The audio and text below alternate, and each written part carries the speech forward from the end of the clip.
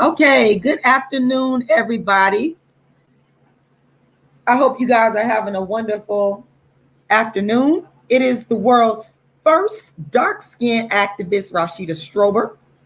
I am the creator, the inventor, the designer, the architect of the very first platform in history for dark skin, known as Dark Skin Activism.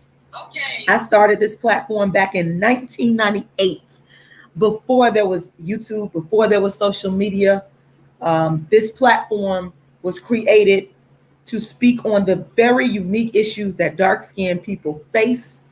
And I started it out as a movement for Rashida Strober. And I've always been very transparent about that because I was picked on, called all kinds of names, black and ugly, charcoal, crusty, crispy, any name you could think of associated with the negativity of being dark skinned, I was called. And I always wanted to know why, because I knew that intrinsically it was wrong. And so I started this movement in 1998 because I wanted to talk about this. And there was no dark skin activist. There was nobody out there that was doing what I was doing. There was nobody out there to equalize the beauty of dark skin that was speaking on the unique experiences that dark skin people face. And so I became that change that I wanted to see. And I started this movement called Dark Skin Activism. And I brought it to social media after years of grassroots efforts of doing darkism talks and performing my plays and all this wonderful stuff. And I'm just so pleased to be here and to continue to do this work, because that's really what it's all about. So I want to thank everybody for joining. Make sure y'all like this video. Make sure y'all share this video. And make sure you guys hit that notification bell so you get notifications when I go live. I have a play, the definitive play about dark skin, that's coming up on June 26th. Anybody, anywhere in the world, you can watch it from the comfort of your own home. As you can see, it's on the screen. It's called A Dark Skinned Woman's Revenge. And I want you guys to make sure you get your tickets. The tickets are on sale right now. They're $44.99. And you can just go to my website, darkskinactivist.com. Once again, that's darkskinactivist.com, and get your tickets. They're on sale right now. And again, you can watch it from anywhere in the world from the comfort of your own home. All right. Click that buy now button and secure your tickets. If you are in Atlanta, you can scroll on down and you can purchase the buy now button for the tickets for Atlanta, the Atlanta in-person show. And I'm going to be at a location called The White Label. And it's located at 349 Decatur Street, Southeast, Unit M.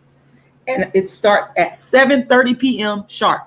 So you got a choice. You can come out in person, obviously, to Atlanta, the Atlanta venue, or you can watch it online through pay-per-view live stream. All right. I'm looking forward to seeing you guys. Now, while you're at it, scroll on down and you can get a free copy of my book, Darkism, 25 Ways Dark-Skinned People Are Discriminated Against. I'm giving it away to you guys for free because I already know it's going to help you. It's going to bolster your understanding of what darkism is. So make sure you guys support. And I'm definitely looking forward to seeing everybody at my live show. Once again, you can get your tickets from my website, darkskinactivist.com. Once again, that's darkskinactivist.com. Also, go to my Cash App and support the production. I'm raising funds. I'm in a continual state of raising funds to produce the show. Where does the money go to? It goes to the venue costs, the travel costs. I live in Florida. I have to travel to Atlanta. It goes towards the marketing costs, and it also goes towards the tech costs. I have to pay a cameraman and the live stream cost. So there you have it. Now, I got a special guest today, y'all. I'm very honored to talk to him. I spoke with him actually before I came on, had a very enlightening, engaging conversation with this brother. His name is Carl Perkins. He is from the UK. He has an amazing story. He has incredible insight into the darkism situation that's going on in the UK. I have a lot of brothers and sisters that have been watching me and rocking with me from the UK. Shout out to all of y'all today. And y'all, we finna get into it today. We finna learn some amazing stuff. But before I bring him on, and if I check back and forth with the chat, I'm sorry, with my the backstage with my StreamYard, it's because I'm making sure that I don't miss him coming on. But he's going to be coming on. His name is, let's go ahead and go to his Facebook. His name is Carl Perkins. And this brother, basically, he writes songs for films, for fashion shows. He does jingles for radio. He actually, this is a very interesting fact about Carl Perkins. This is the brother right here. This is our dark-skinned brother right here. Very handsome brother. And I'm very honored to have him on, and very interesting, very intelligent, just multifaceted. He actually wrote the music for a Grammy award-winning song, and I'm just going to go to it right now, that some of you have probably heard of. It's called From Soul to Soul, the music group Soul to Soul. The song is called African Dance, and hopefully we'll get a chance to. He'll give us some insight into, how he ended up writing the music for that song, and it was actually Grammy honored. They won a Grammy for this song, so we're getting a chance to speak to a very distinguished individual today. I so much appreciate him for coming on. And by the way, I just pulled up Soul to Soul here, so you guys that are not familiar with Soul to Soul, you can see who they are. A wonderful group that came in the late 80s, the 90s. And this is Soul to Soul. This is the group right here. And the song, once again, is called African Dance. And our brother Carl Perkins actually wrote the music for that. So we definitely got to respect it. Another film that he wrote, and I wanted him to come on here when he gets on here and talk about this, because I think it's very relevant to the times that we're facing right now. And it's so funny that I keep talking to brothers, dark-skinned brothers, that are doing projects that are very similar, artistic projects that are very similar to the times that we're living in. Recently, Ahmaud Arbery was shot down by two white men, one of which used to be on the police force. And I was speaking to the brother yesterday, Carwee Marshall, who's also an actor, and he just was in the film Invasion. And the dialogue there was about two black men who had broke into this white man's house, who lives in a black neighborhood, married to a black woman. And the dynamics there was just like so similar to what's going on with Ahmaud Arbery.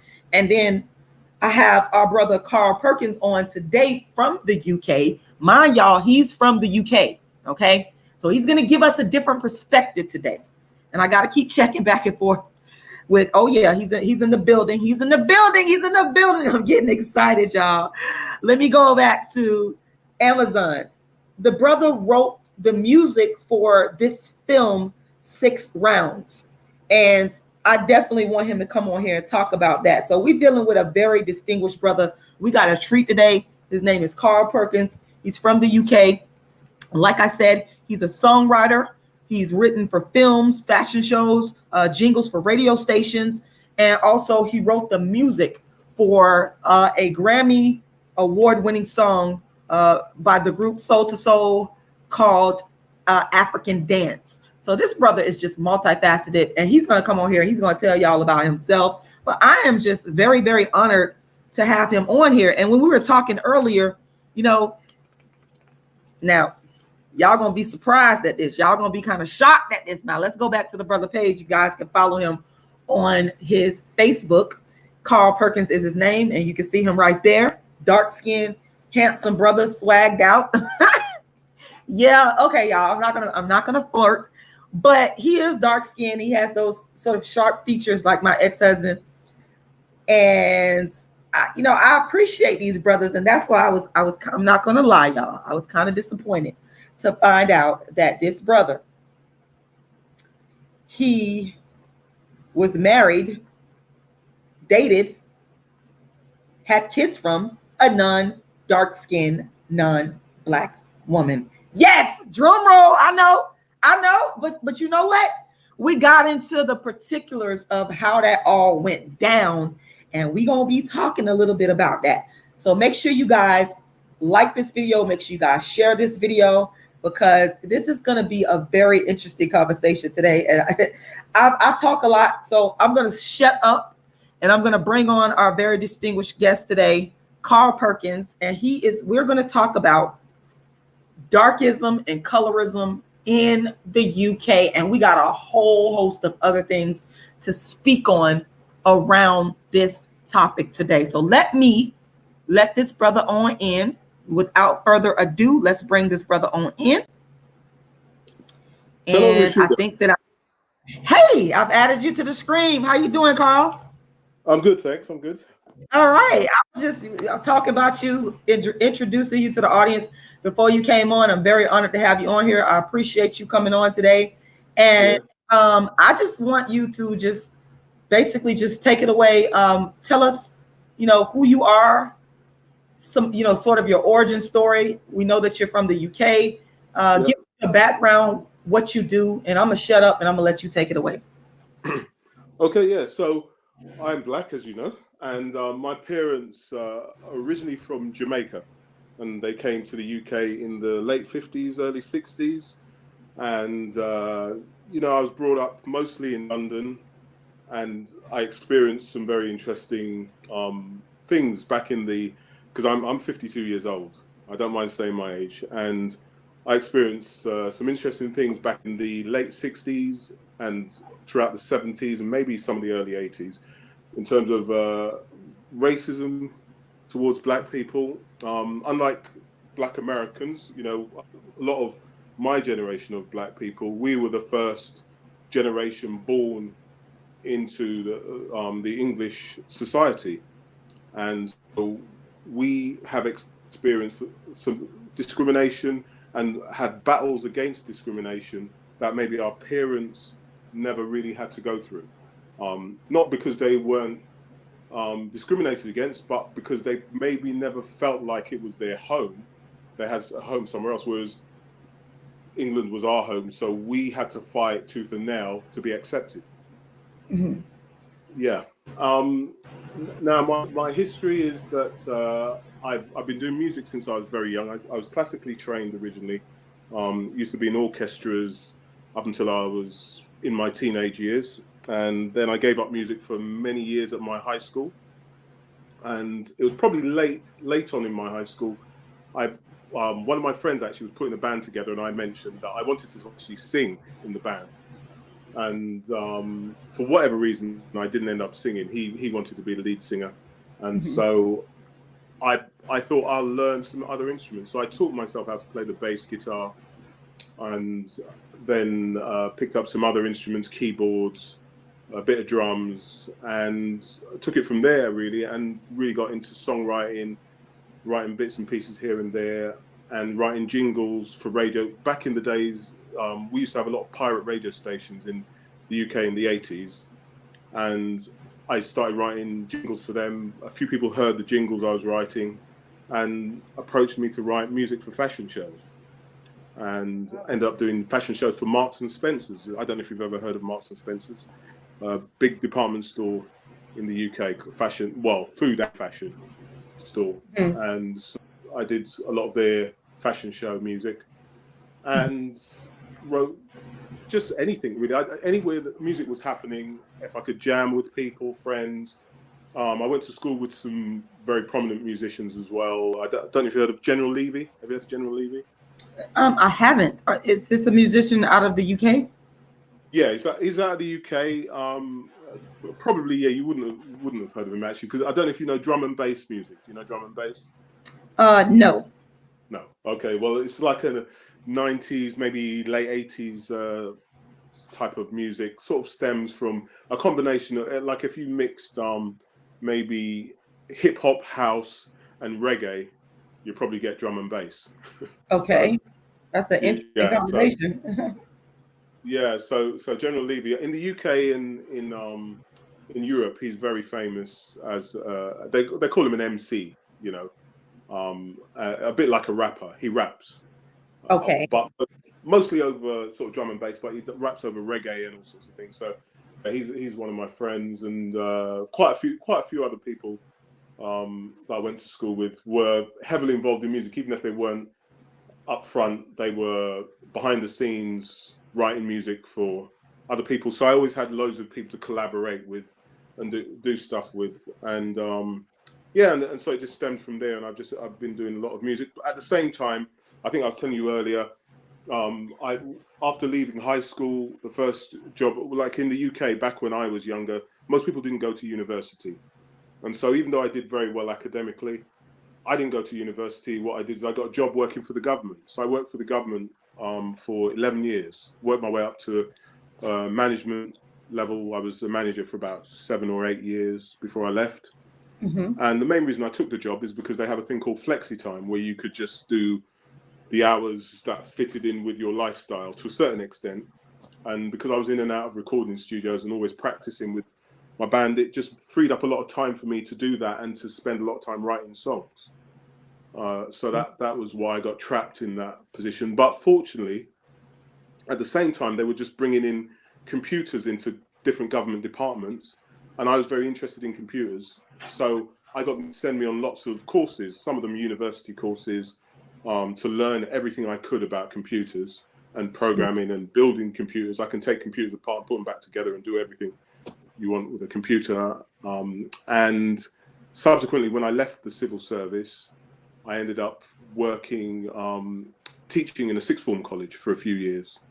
So I was teaching information technology in the sixth form college. And, you know, I've had a very varied career, but it's only in the last 10 years I've actually spent really concentrating more on music than anything else, because I think I suppose I was in a better financial position to take the risk of doing that. And it is quite a risk, especially nowadays, because there isn't the money in music that there was. Like, no one's selling Michael Jackson numbers of albums anymore. Nobody's selling 50 million albums, you know. So if you stream at 50 million people stream your song, you're going to get a few £1,000s or a few $1,000s. You're not going to get millions and millions of dollars from it.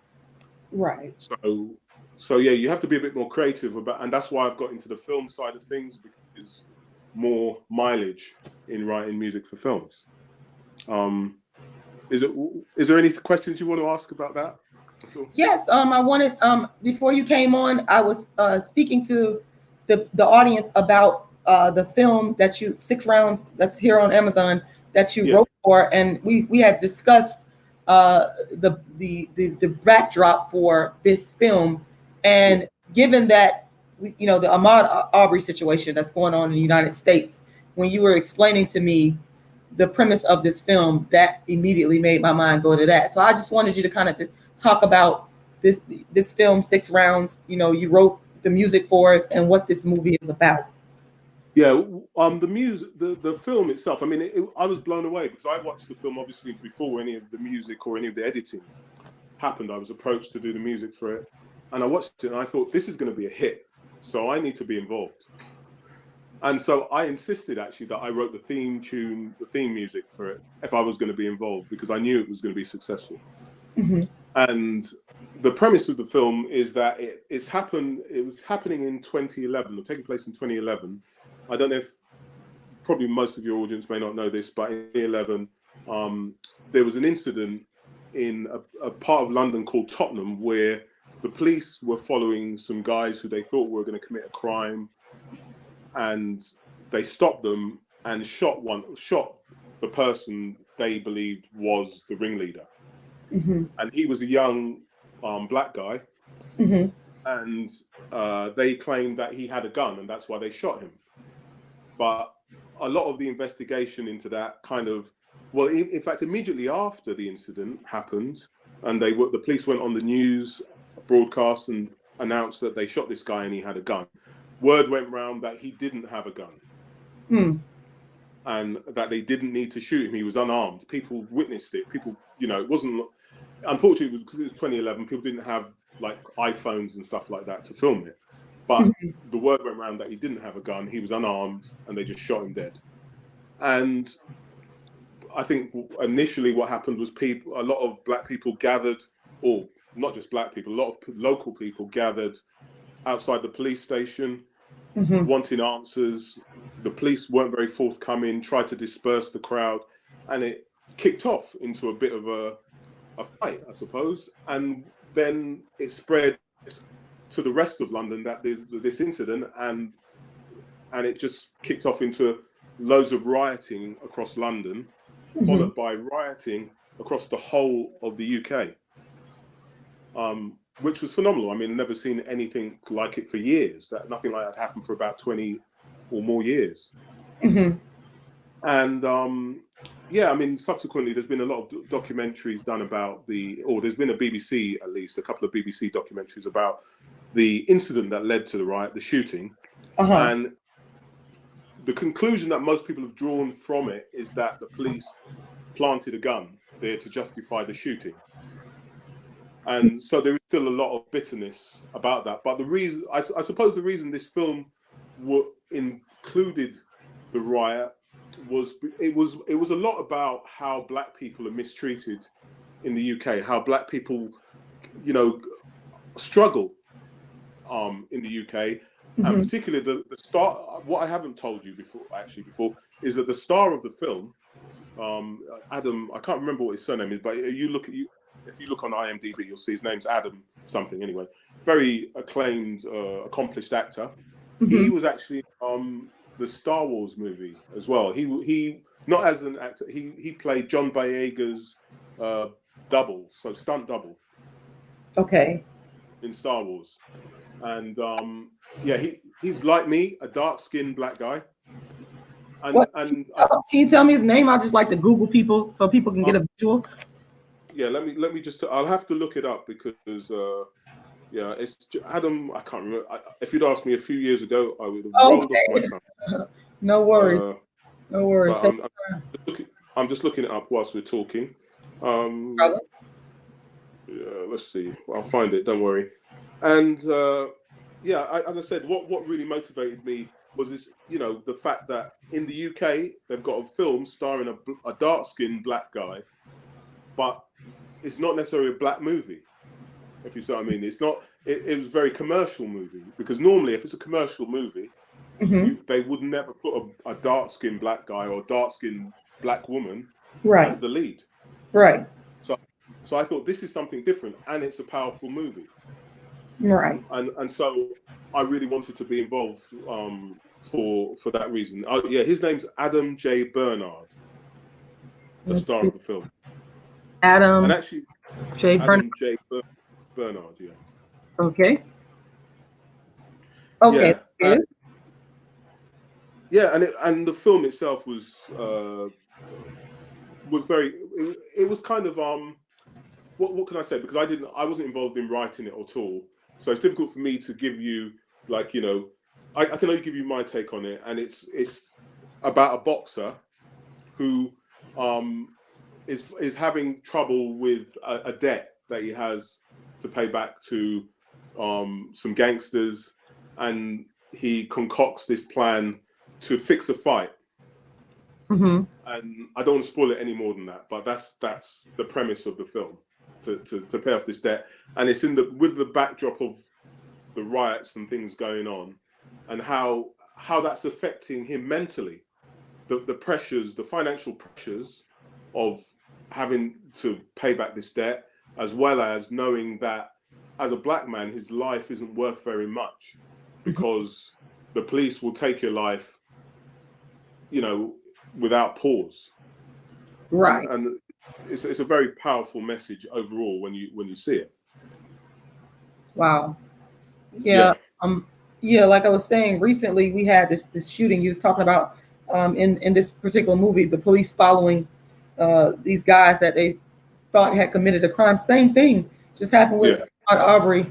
The parallels with and I call it darkism. To me, it's darkism.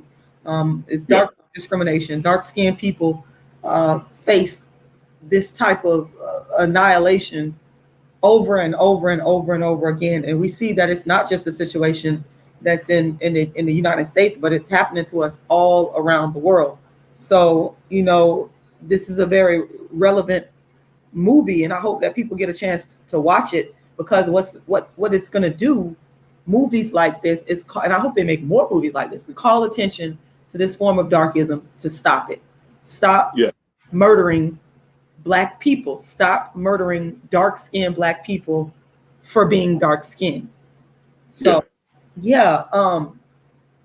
so I kind of want to switch gears here. We discussed your films. I did tell the people about your writing for the Grammy Award winning song that you actually wrote the music for, and I kind of wanted you to just talk a little bit about that, for a song that Soul to Soul performed called African Dance. Yeah, that's kind of controversial because we've never really cleared that up. I've never really cleared that up with them because it happened so long ago. I mean, it happened. I did the music in the 80s, so that's how long ago it is. Some people listening to this might not have even been born yet. I did the music in the 80s, and what it was, I used to buy a magazine called Blues and Soul, and I've been buying it since I was probably like 8 or 9, and it was like the only magazine really in the UK that kept you up to date. If like nowadays, if you want to find out if I don't know, Charlie Wilson is playing in London at the Wembley or something, you can look online. But back in those days, the only way you'd ever find out if a Black artist was performing a gig anywhere in the country was you'd have to buy Blues and Soul magazine, because they wouldn't be in the mainstream press. So that's one of the main reasons I used to buy it. But also, if you want to find out what songs were being released and everything, so I religiously bought this magazine, Blues and Soul, every month. And it's a bit like, I don't know if you remember a magazine called Right On. Did you used to ever read that? Yeah, Right On. I remember Right On. Yep. Yeah, well, it was kind of like Right On. Okay. But the UK version. And so this particular one particular month they had a songwriting competition. So I thought, all right, let me write this. I had a load of songs that I'd written at the time, and I thought, let me send this, because I didn't really care for the song, to be honest with you. So I thought, I'll send this off because it won't damage my ego if I don't win. So I sent it off, and never heard anything back. Never ever heard anything back. Then a few years later, I just happened to be in a friend's car. He just bought the latest album by this new band in the UK. Got to track number 7, I think it was, and I had to get him to stop the car because that was my music. That was my music playing. Right. Literally, note for note, that was my music. And I thought, I couldn't believe it was happening. It was actually quite devastating at the time. Right. Because the thought that someone would do that because I was naive. I was young. When I sent this tape off, I was 19 or something. So I was young, and I really believed that people had better morals than that. And I thought, this is a magazine that I respected and all sorts of things. So I never thought anything like that would ever happen. And I never pursued it because I suppose I just wanted to get on with my life. And it did put me off doing music for many years. Because, as you know, because you've asked me to send you links about, the stuff I'm working on and whatever. And I've just sent you the films. I haven't sent you the links to the music. Part of that is because I only share the music I'm doing with the people I'm doing the music with until it's ready for release. So if I'm working on a film, I'll send you the link to the film with the music in it. Right. And if I'm working with an artist, because I've worked with a lot of artists and they've performed my songs, but then in the end, maybe the song has not been released as a single. And as a result, I won't share those songs because until they release them as a single, I could give that song to someone else. Right. And someone else could sing it. So I don't want to share a version of the person who's working it, because people steal songs. I'm sorry to say. And we're going to get on something very controversial here, but one of the reasons why Lauryn Hill hasn't done an album for 20 odd years, how long is it now? 20 odd years since she did? It's been about 20 years, sadly. Yeah, it's because nobody will work with her because she steals songs. Right? Oh, not my Lauryn Hill. No. No. Because she steals songs. Okay, I wouldn't work with her. No one will work, because I would sit there and work in the studio for 6 months with her, and then she will put her name down as the songwriter. Yeah, She's and like when it comes, artist of all time. Come on. She's like my favorite artist of all time. Not Lauryn Hill. well, how can someone who's done one album be your favorite artist? We won't get into this too much, but how can someone who's done one album be your favorite artist of all time? Well, I'll answer that. Apart from the Fugees, I mean, a solo album. You can't forget the Unplugged. I would consider that the Unplugged to be a masterpiece. But Lauryn Hill, I'm not impressed. We don't have a difference of opinion here. All right, yeah, but for me as a musician, the Unplugged is like I don't know, music by numbers. It's not of the same quality as the Miseducation album. The Miseducation album is on a completely different level to the Unplugged album. The Miseducation is super brilliant. It's brilliant to me, but the Unplugged is on the same level. For me, it's Lauryn Hill. What it is it's mixed up with this dark skinned, nappy hair, very talented person that's pro-black. That when I saw that, like you talked about being a young man when you wrote the music, and it's the same thing for me. When I saw Lauryn Hill come on the scene, this dark-skinned, very intelligent, super talented person, that's what stuck in my mind the most. Articulate. Over in America, I don't know what terms y'all would use for people that behave in a certain type of way, but one of the terms we would use is ratchet. She wasn't ratchet, she was intelligent, she was brilliant, and I was like, wow. So that's what it is for me. So I have a very hard time when I hear people talk bad about Lauryn Hill. I'm like, what? No. Well, many a musician who's worked with her has talked very badly about her. She hasn't got a very good reputation. She hasn't got a very good reputation in the music industry. Don't get me wrong. She was fantastic in the Fugees. Her Miseducation album was amazing, absolutely amazing album. But what has she done since? As Janet Jackson says, what have you done for me lately? What has Lauryn Hill done for me lately? I personally don't feel she needs to do anything else. She doesn't have to do anything else. There's people that have to, make all this different music. To her level is iconic. The status. But the reason she won't do anything else is because she will never be able to reproduce anything of the quality of Miseducation, because she'll never be able to get those quality of musicians, songwriters, to sit in the studio with her and put together an album like that.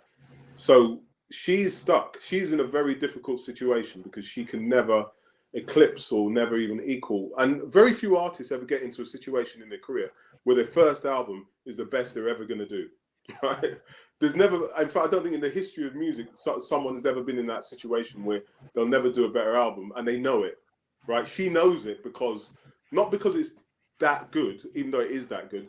She knows it because she knows no one will work with her. Anyone who's capable of putting together another album like that will not work with her, and that's her problem. Interesting. Okay, But that's getting off the topic. But she is a beautiful woman. Don't get me wrong. I think she, especially in that era, she was one of the most beautiful women in the world with the most amazing voice. I mean, her voice is incredible, and she produced the most incredible album. So I understand why people, like, she's got the worship from people as if she's a goddess. But unfortunately, as I said, as a musician, I've got to look at it from a slightly different perspective. Understood. Okay.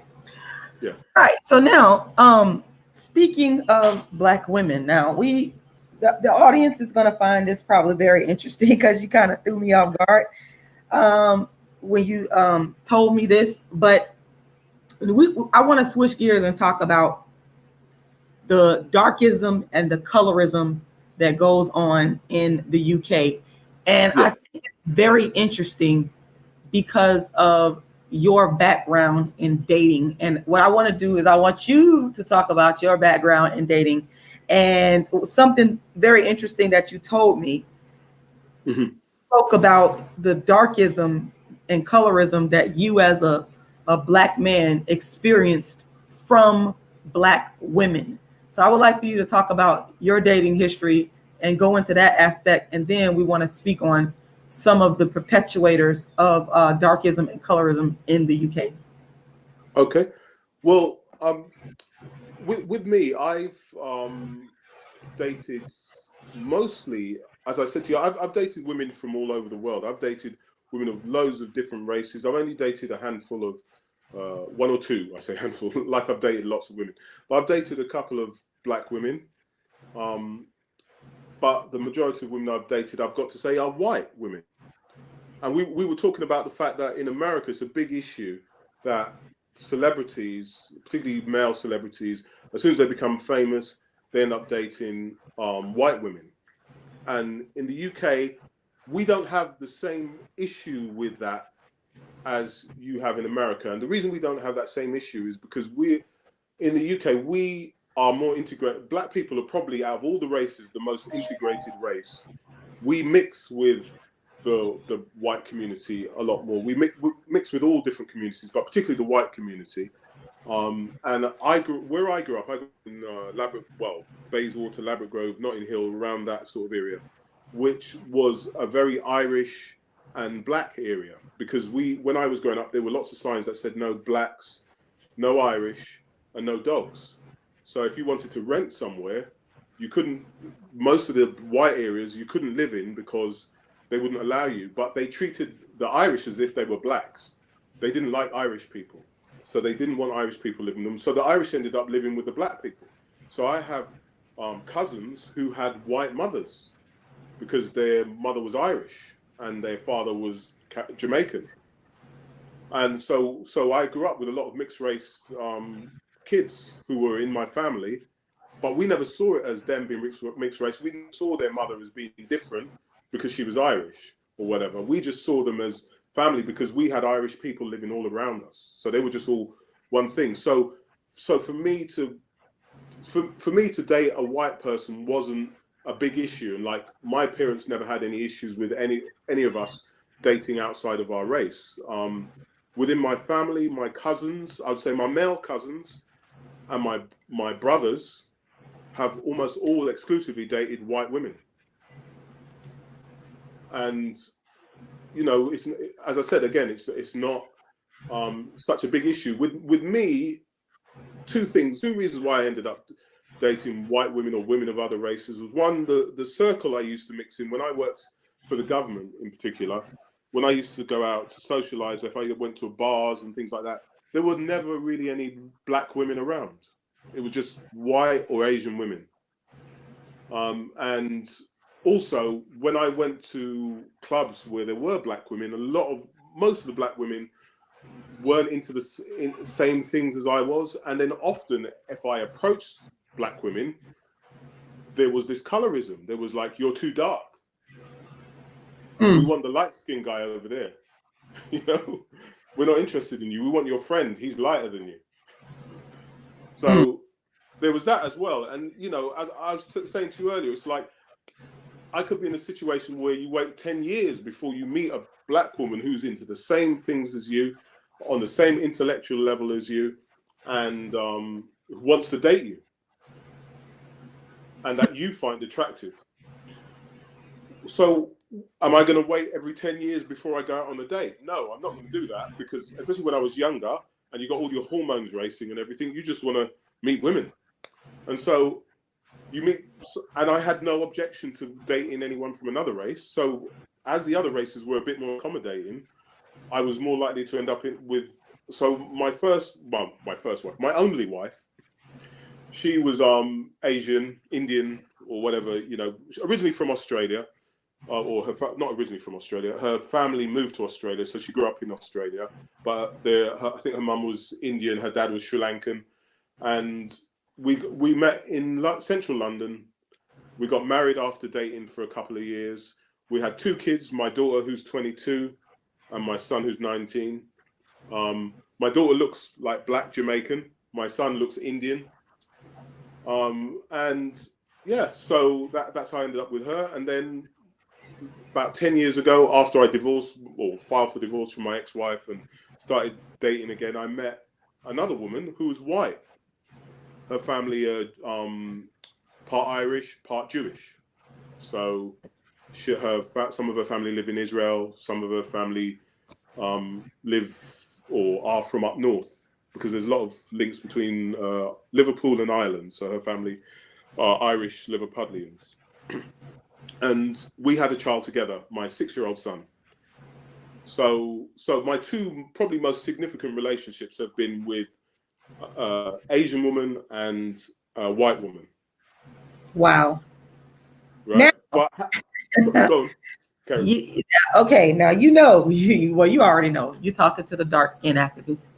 And Yeah. of course, hearing that is very disappointing for me. It's very hurtful for me, even though I'm listening to you and understanding. I can understand where someone is coming from and disagree, but still, be able to understand. My goal and my mission for Black men is to bring the Black man back to the dark-skinned Black woman in balanced numbers. So I want you to, I don't know if you're in a relationship right now, but I want you to come back to Black, because I feel that the Black man's rightful place is with the Black woman. And I take into account factors, and I want to get to some of the comments in the chat and see how you feel about what some of these people are saying in the chat. I haven't seen that, actually. I'm going to read some of the comments. I take into account the fact that there are factors that cause for Black men. I've said this before, Black men to not date Black women, and you sort of laid out some of those factors. But some, planned it. I'm not going to play the devil's advocate. What I'm going to do is I'm going to read directly from what y'all know my stand on it. I want you back to Black. The Black man is supposed to be with the Black woman, and that's just how I feel about it. But you did point out some interesting things regarding Black women who you said inflicted darkism and colorism on you, saying that you were too dark to date. That's not what you were not what they wanted. So it's so many interesting factors here, but I definitely want to, because this chat is heating up. I want to. How do I see the chat? Sorry, I don't know how do I see the chat? Are you on your laptop? No, I'm on my iPad. Okay, so if you have another device that you can go to, if you go to the audience, if you go to my channel, you'll see my live on there. What I'm gonna do, I'm gonna drop the I'm gonna go to your Facebook and drop the link to you in your inbox, and you can go on another device and you can watch it. You can look at the chat from another device, but you literally have to open up another window to be able to do that. Well, I'm right on my. Oh yeah. Now I can see it on my phone. Yeah, I can see. Okay, you got it. So now I want to get it, because I knew that people was gonna be like, huh? What? He got excuses. They're gonna have their comments. So I want to read some of the comments here and see how you feel about it. So well, they have a term in the UK, just so you know, they have a term in the UK. They call it swirling, right? I've seen it here already. It's actually called the same thing over here in the United States. You call it? Oh, okay, I realize. Yes. Someone had a question here. Let's see. There was a question that I saw here. Celeste Shue said, Black men who swirl all have the same story. What do you think about that? She's basically saying you guys all telling the same story, and my guess would be that this story is just some type of.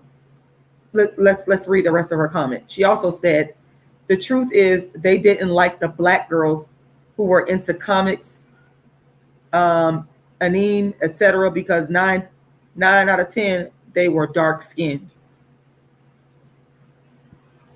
I would say that it's easy to blame women for darkism, because there are guys as well who will only date Black women who are light skinned. So it's not just, it works both ways, I suppose. But my experience, I can only look at it from my perspective. And my perspective is that it's been women who have particularly been, and it's women who are so focused as well on that appearance thing, because they're the ones who are doing things to make themselves more European. They're putting foundation on their skin to make their skin look lighter, and then they're putting hair pieces in that make their hair straighter like European women. So maybe, you know, and what message is that sending to their, if they have children, what message is that sending to their children about their own appearance if they're actually trying to disguise themselves to look more European and more acceptable to Europeans? I know that's controversial. That's probably going to get a lot of hate. Well, yeah, just playing devil's advocate here. Somebody saying R3V Trini said, "Here we go." Well, here's the thing though. If Black women see that, this is the flip side of it, the female side of it. If the dark-skinned Black female side of it, and I'm speaking as a dark-skinned Black woman myself, being from the South. And I think that even though we're from different parts of the world, we still have the same experiences. For example, I'm seeing all these Black men that are not into me, they're into the white women, the non-Black women, the non-dark-skinned women, whatever race, ethnicity, that has an indelible impression on that dark-skinned woman, that Black woman. And some of us will admit it and some of us will not. But that is one of the reasons why we'll go out and we'll try to emulate that. We'll try to look like that. And questioning, well, why is he choosing them over me?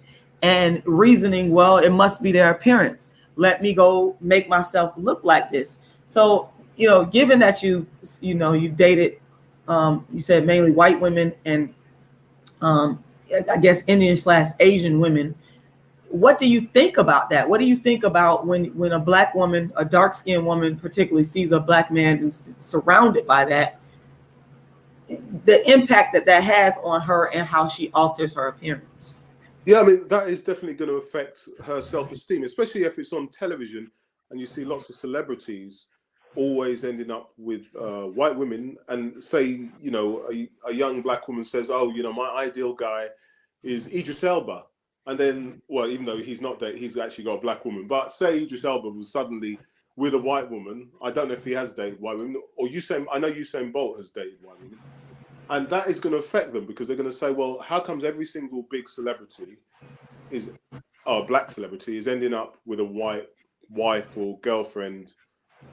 And yeah, I totally agree with you from that point of view. But I also think there's a big difference because in the UK, we have a very small percent, like I think it's something like, it could be less, like 3% or maybe less than that, of the population is Black. Whereas I think in America, it's something like 25% or something, isn't it? The last estimates I saw was around more like 13, 14%. Oh, okay, well, still, because of the Hispanic population, but you're just kind of close. Yeah, well, it's still a lot higher. I mean, like 3% and 13%. There's a big difference. So we've got a smaller pool of Black women as a percentage to choose from, and they have a smaller percentage of Black guys. In fact, they've even got a smaller percentage because more Black guys are going to go and date white women than the other way around. Like a lot of Black women seem to be not so prepared to date outside their race. And I give them a lot of credit for that. A lot of Black women will not date outside their race, for all the ones I know. So they're a bit more positive about their own race. Whereas, I don't know, my experience is that I think with me, it's more to do with my upbringing because I grew up around in an area and in a time when we were segregated alongside the Irish people. So my brothers, so to speak, my local, my closest friends, a lot of them were Irish. They were white Irish people.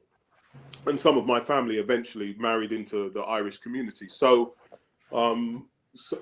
that's obviously going to impact on me. That's going to influence me subconsciously or consciously. Okay. And I think a lot of Black people in this country have that experience. They have mixed. I think you'd be hard pushed to find a Black person in the UK who doesn't have at least one mixed race relative, blood relative.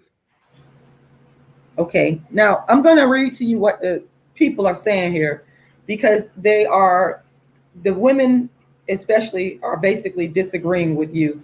Jarena, Yeah. shout out to Jarena Star. Thank you. I appreciate you, Jarena. I really do. She says he capes for Becky for promotion. That's what she's saying. You're caping basically for white women. Yeah. Let's see. Let's go back to Celeste. She says, so just stop with the excuses because white women be out here putting all types of plastic in their bodies, and black men say nothing about that. So you have black women that feel like black men who are dating non-black women, that they're making excuses. That there is like, so for example, you said black women are more loyal in terms of not dating outside of their race versus black men. So these women feel that you're. How do you feel? What do you say to that? What do you say to them? Sorry, what do I say to the black What do you being say loyal? to the black women on here that feel that you are making excuses Oh, for not dating black women and dating mainly white women and non-black women? yeah, I agree with them. I mean, it's an excuse. It's lazy, isn't it? It's lazy. I've been lazy in my youth, and to be honest with you, when you're young, your hormones make you lazy. Mm-hmm. Because especially if you're male, your hormones make you lazy, and you end up just kind of saying, well, I don't want to work too hard to find, you're gonna reach low hanging fruit. That's what you're gonna do. You're gonna reach low hanging fruit. Y'all hear this now? And I'm not here. Let me just be. I'm gonna be honest with y'all. I respect the people, even the people that I disagree with. I still respect you for coming on. So I'm not here to bash you at all. This is for me is about understanding. Because remember, my goal is to bring you back to black. That's the dark skin activist goal. I want my black men back. That's how I think. So in order to do that, we have to understand each other and why it is we're doing what we're doing. So you said the low hanging fruit and growing up around white women and white people in the area that you're living in. And Mm-hmm. so at this juncture, I just want to, this is my question to you. Mm-hmm. Where are you at dating wise, and how do with my objective bringing a black man back to the black woman, particularly dark skinned black woman, how do I get you back? What do we do? Well, first of all, I would say that, like, obviously because of lockdown, I can count myself as single because I'm not dating anyone at the moment. There are some potential women out there, and if they are out there, they will be black. That's all I'll say. They'll be black women, but that's for my own. That's my that's how I operate now. So go ahead. I'm sorry, I didn't mean to cut you off. Yeah, I would say if you want to bring the black man back to the black woman, so much has to change in the world, because I think the way we were talking earlier, I was telling you that one of the problems, I have an issue, and I have a big issue with this, and people may want to call me racist or whatever they want to call me about this, but I have a big issue with all the big companies in the UK when they want to promote their products on television, particularly the supermarkets. What they will show on TV is, if they want to show a family situation, they'll show a black man with a white partner and mixed race children, and that's the image of a family that the media is trying to present to the world, or to the British public in this country. And so I think there's so many things you have to change in society before the black man will come back to the black woman, because there's just so much indoctrination, so much the brainwashing that makes the black man, like, it makes all black people, we are brought up to hate each other. We don't try to help each other do well in life. We don't promote each other. We don't, it's very rare when somebody who's black is being positive about things that I'm doing and is trying to promote me.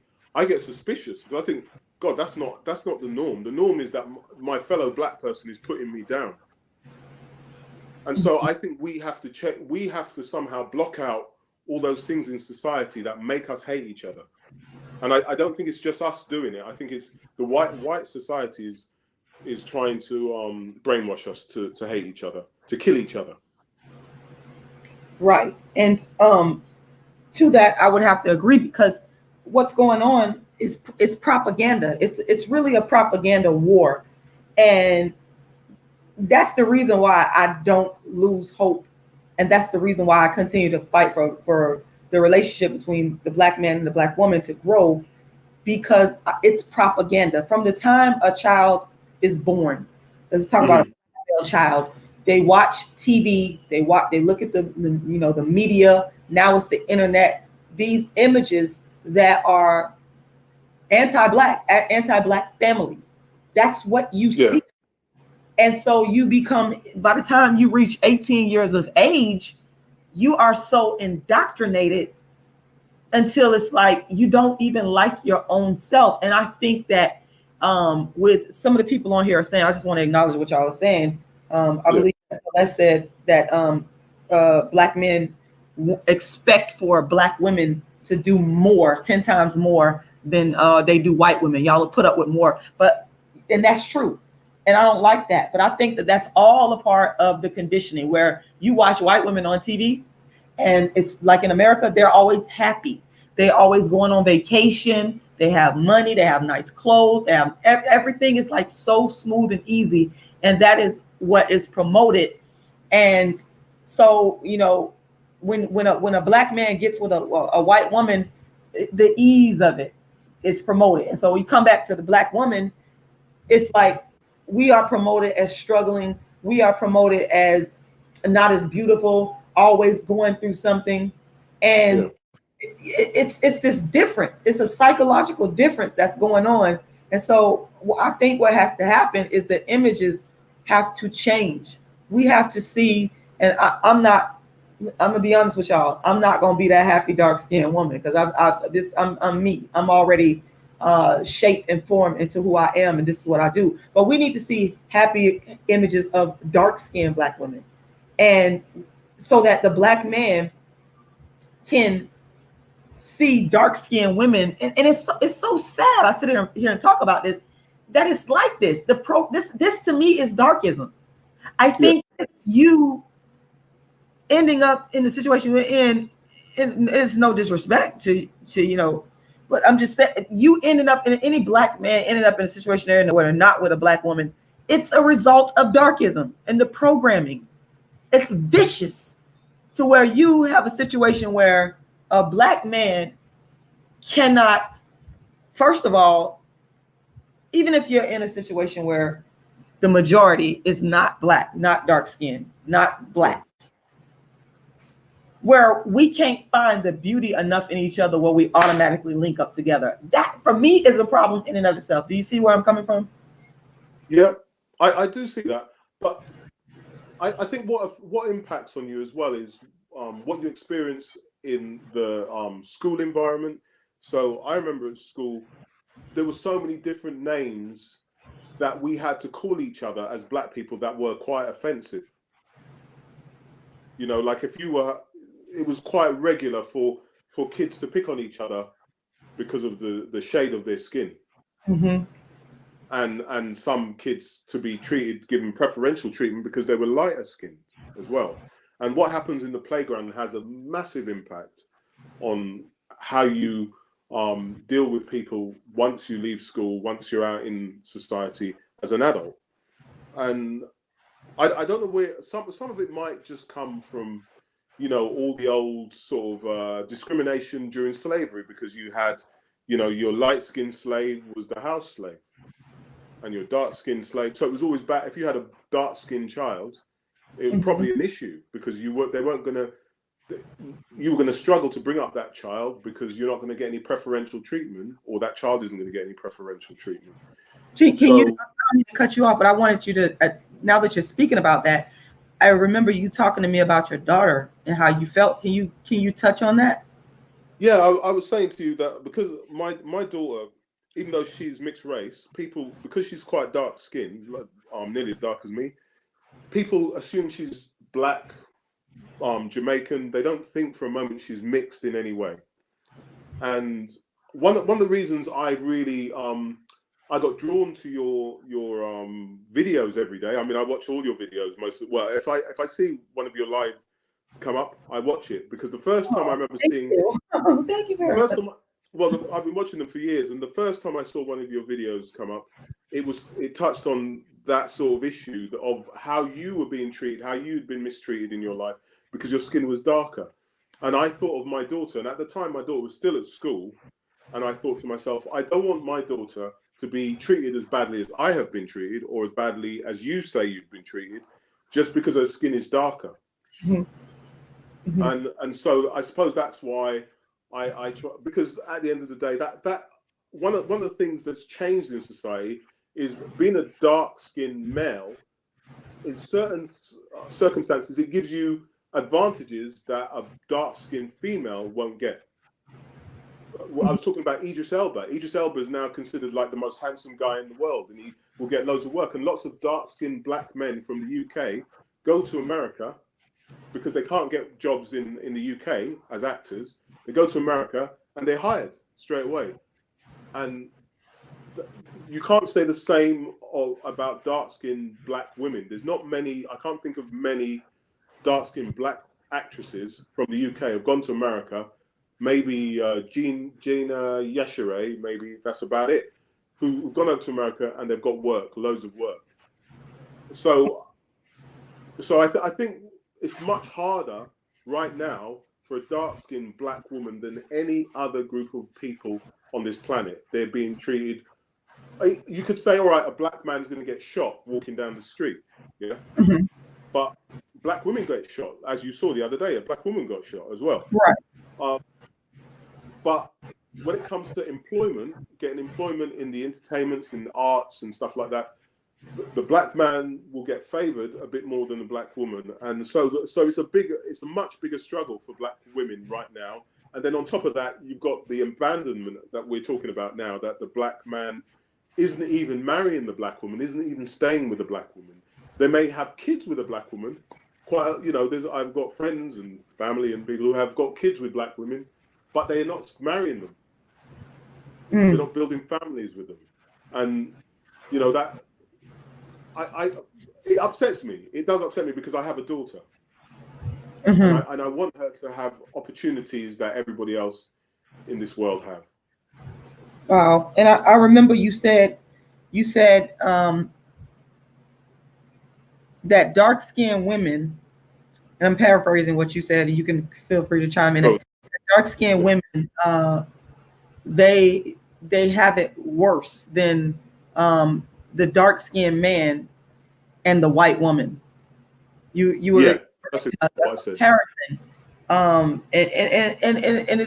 it's ironic. I find that irony in speaking to you because of the fact that you previously you were exclusively dating non-black women, but you understand that it is the dark-skinned black woman that is the most despised and has it the worst, because it's just so ironic, because over here in America, you have a movement even online on YouTube where there's the black men, black American men, the ones that are, a lot of them that are online, they don't feel that way. They feel as if the dark-skinned black woman, there's this one Game Changer. He believes that the dark-skinned black woman has to compete.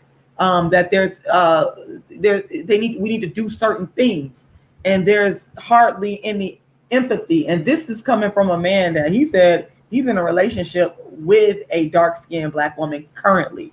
So I just find it very ironic that when I look at the views of a black man, for example, in America, that's dating a dark-skinned black woman, but that doesn't emphasize, versus a dark-skinned black man in the UK that's not really dated black women in general, but you understand the darkism that's going on here. I just find that fascinating. And that's one of the reasons why we're here talking today. Oh God, my phone ringing. I apologize for that, y'all. But that leads me into our next discussion, where we were talking about this young lady who I'm not that familiar with, but you are, Nella Rose, and this interesting issue that you pointed out, which I've actually been saying for a long time, with dark-skinned women, the issues, I think our issues as dark-skinned women, because of the way we're being treated, it folds over into how we interact with each other. So I don't know much about Nella Rose, but I want you to kind of go into detail about who Nella Rose is and you know what's going on with her over in the UK as far as darkism and colorism. Yeah, Nella Rose, she's a social media influencer. So a lot of young girls in the UK, black girls in particular, follow her. She's got a massive fan base. I don't know if it's 1 million YouTube followers, subscribers, and what have you.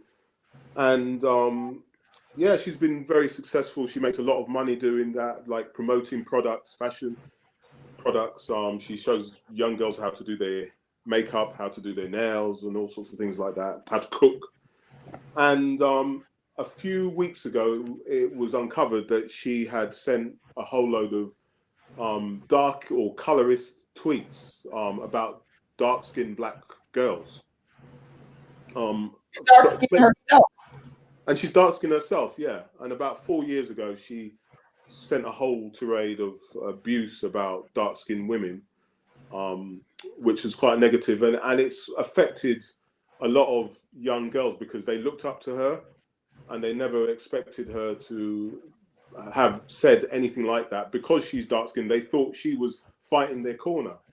And it turns out that for a long time, she wasn't fighting their corner. She was actually attacking the corner, even though she fell into that category. The irony in that, I call it intra-darkism. Yeah. Do you know some of the stuff that she said? Not off the top of my head. I'd have to look it up because I wouldn't want to misquote her. But right. Let's see. I'll see if there's something else here. Like, so she put, "Why do black girls wear blusher? Like, who you trying to fool?" White girls wear blusher. Is that what she said? Blusher, yeah. Like, who you trying to fool? And then she's also said, "White girls wear weave, black girls abuse it." White girl. She's made.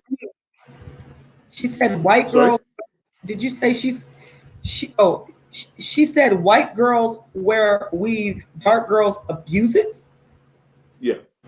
Wow. Black girls, the exact word was black girls. And she said some negative things about Somalian black girls from Somalia as well. Negative things about them, that they smell or something. Oh no, sorry, something. That's full of Somalians. No, she said they sound like they're in a fish market, like a fishmongers. Oh wow. She said information. I see it right here. Go ahead. I'm sorry. And this is the worst one, I think. Sometimes black girls don't just look rude or intimidating. Some of them just look dangerous. Wow. I find really that's really disgusting. It's past disgusting. And it's even more sickening because you dark skin. Wow. I'm glad you're exposing this. I had no clue of who she was. I'm just interested in, when I hear people say stuff like this, I'm interested in their own personal story as to why, being that she's the dark-skinned woman herself. Mm-hmm. It's got to be a reason behind this. Why are you, as a dark-skinned woman yourself, knowing how it feels? I'm pretty sure maybe she's been called some, I call it darkest names herself growing up. I want to know where this is coming from. Well, I think that's how she excused it. She said that she was called names, and to deflect from being called those names, she picked on other black girls. She turned the attention to other dark-skinned black girls so that the attention would come off her. Okay. So that's her reasoning behind it, which is understandable. I can't really say that I've not seen it happen before, because as I said to you, I experienced this at school where, you know, a dark-skinned black kid would pick on me because they were being picked on. So they wanted to deflect the attention from themselves. So they would say, "Look, there's another dark-skinned black guy, and maybe he's a bit darker than me or something." Wow. And you know, that's just how, I suppose that's just human behavior, unfortunately, that people just try to deflect attention from themselves. Right. And do you know how old she is? She looks like she might be in her 20s. I don't actually know. I think she probably is in her early 20s, but I wouldn't be able to say for definite. She's not. I mean, I'm not of that age group, so I wasn't really aware of her as such. I'd seen her name pop up, but I didn't know what she was all about until this controversy started. And then when that started, I thought I would look into it, and I discussed it with one of my friends who's a bit younger than me and was a bit more aware of what social media influencers are. I don't even know. I mean, I really don't even know what social media influencers are. I know that they promote products and they have big followings and have YouTube channels and all that, but I don't actually understand the point of it myself. But you know, why they're hero worshipped, even though to a certain extent people will say you're a social media influencer, aren't you? Yeah, people have called me that. Absolutely. I would even, I don't want to be, people say I'm narcissistic because I started this whole dark skin thing, which I did, but absolutely. Jarena Starr was just reading her comment. She says Nella Rose is a victim of society. And you know, I totally agree with that. Just going into what you said about other dark skinned kids picking at you to get attention off of them. That's exactly what happened to me in school. I had dark skinned females, dark skinned males. They, in order for them to be popular, they would often create the controversy, or they would join in a already created controversy just to get it off of them. But this here, you know, this young lady here, you an adult now, and she's gotta know.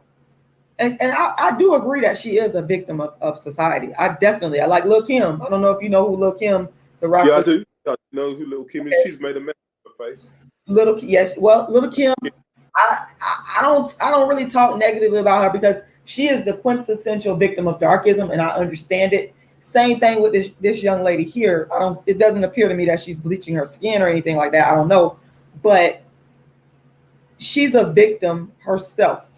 But at the same time, she's this influencer, and I'm pretty sure she's aware that she is impacting a bunch of dark skinned, even just black in general, females with these negative, darkest comments. And just you said something about somebody smelling like fish or something like that. Just, oh no, she said they sounded like they were in a fish market. They sounded like they're in a fish market. Just all these negative stereotypes. I just wonder with her, does she somehow think that she's above this? Because you're dark skinned, you are included in that category. And just because you are an influencer, you are still intrinsically, you are a part of that category. You're a part of the people that you're talking about. And I don't know if she's wearing weave herself. It looks to me might be wearing weave, but the comment about you know, white women wearing the weave versus the black women wearing weave, I mean, you're wearing weave yourself. It's so hypocritical and it's so contradictory, and it doesn't make sense. And let me tell you something. Some of y'all gonna come on here and get on me. Y'all gonna say, oh, but you called another YouTuber crispy, and I did. Crispy burnt black chicken. I said it. I admit it. And I'm big enough to be honest with you and tell you that I said those things out of anger and rage at people ripping off my work, and I was making a play on the name. Now, do I really feel that way? Absolutely not. But I understand why people will come at me for that. And I'm big enough to say, yes, I did it. And it's wrong. It's not right. And, you know, it's just all a part of this darkism trajectory that we are on, where we are continuing to damage ourselves. And it's like, sometimes it makes me want to pull my hair out. And I never heard of her before until you mentioned her. I did not know who Nella Rose was today. I didn't know who she was. So thank you. Yeah. I'm just gonna read out a question here because I think I should answer it. It's from Autumn Chambers, and she says, Rashida, ask him why he is concerned about black women given his lifestyle. Which is an interesting question to ask. I mean, why shouldn't I be? I am black. So I care about black people. And this is one thing I was saying to you earlier. I said, you can still be a black activist and married to a white woman. You could be a black activist married to an Asian woman. You don't have to be married to a black person to be an activist within a particular movement or in the civil rights movement. So that I'm not in a relationship with anyone at the moment.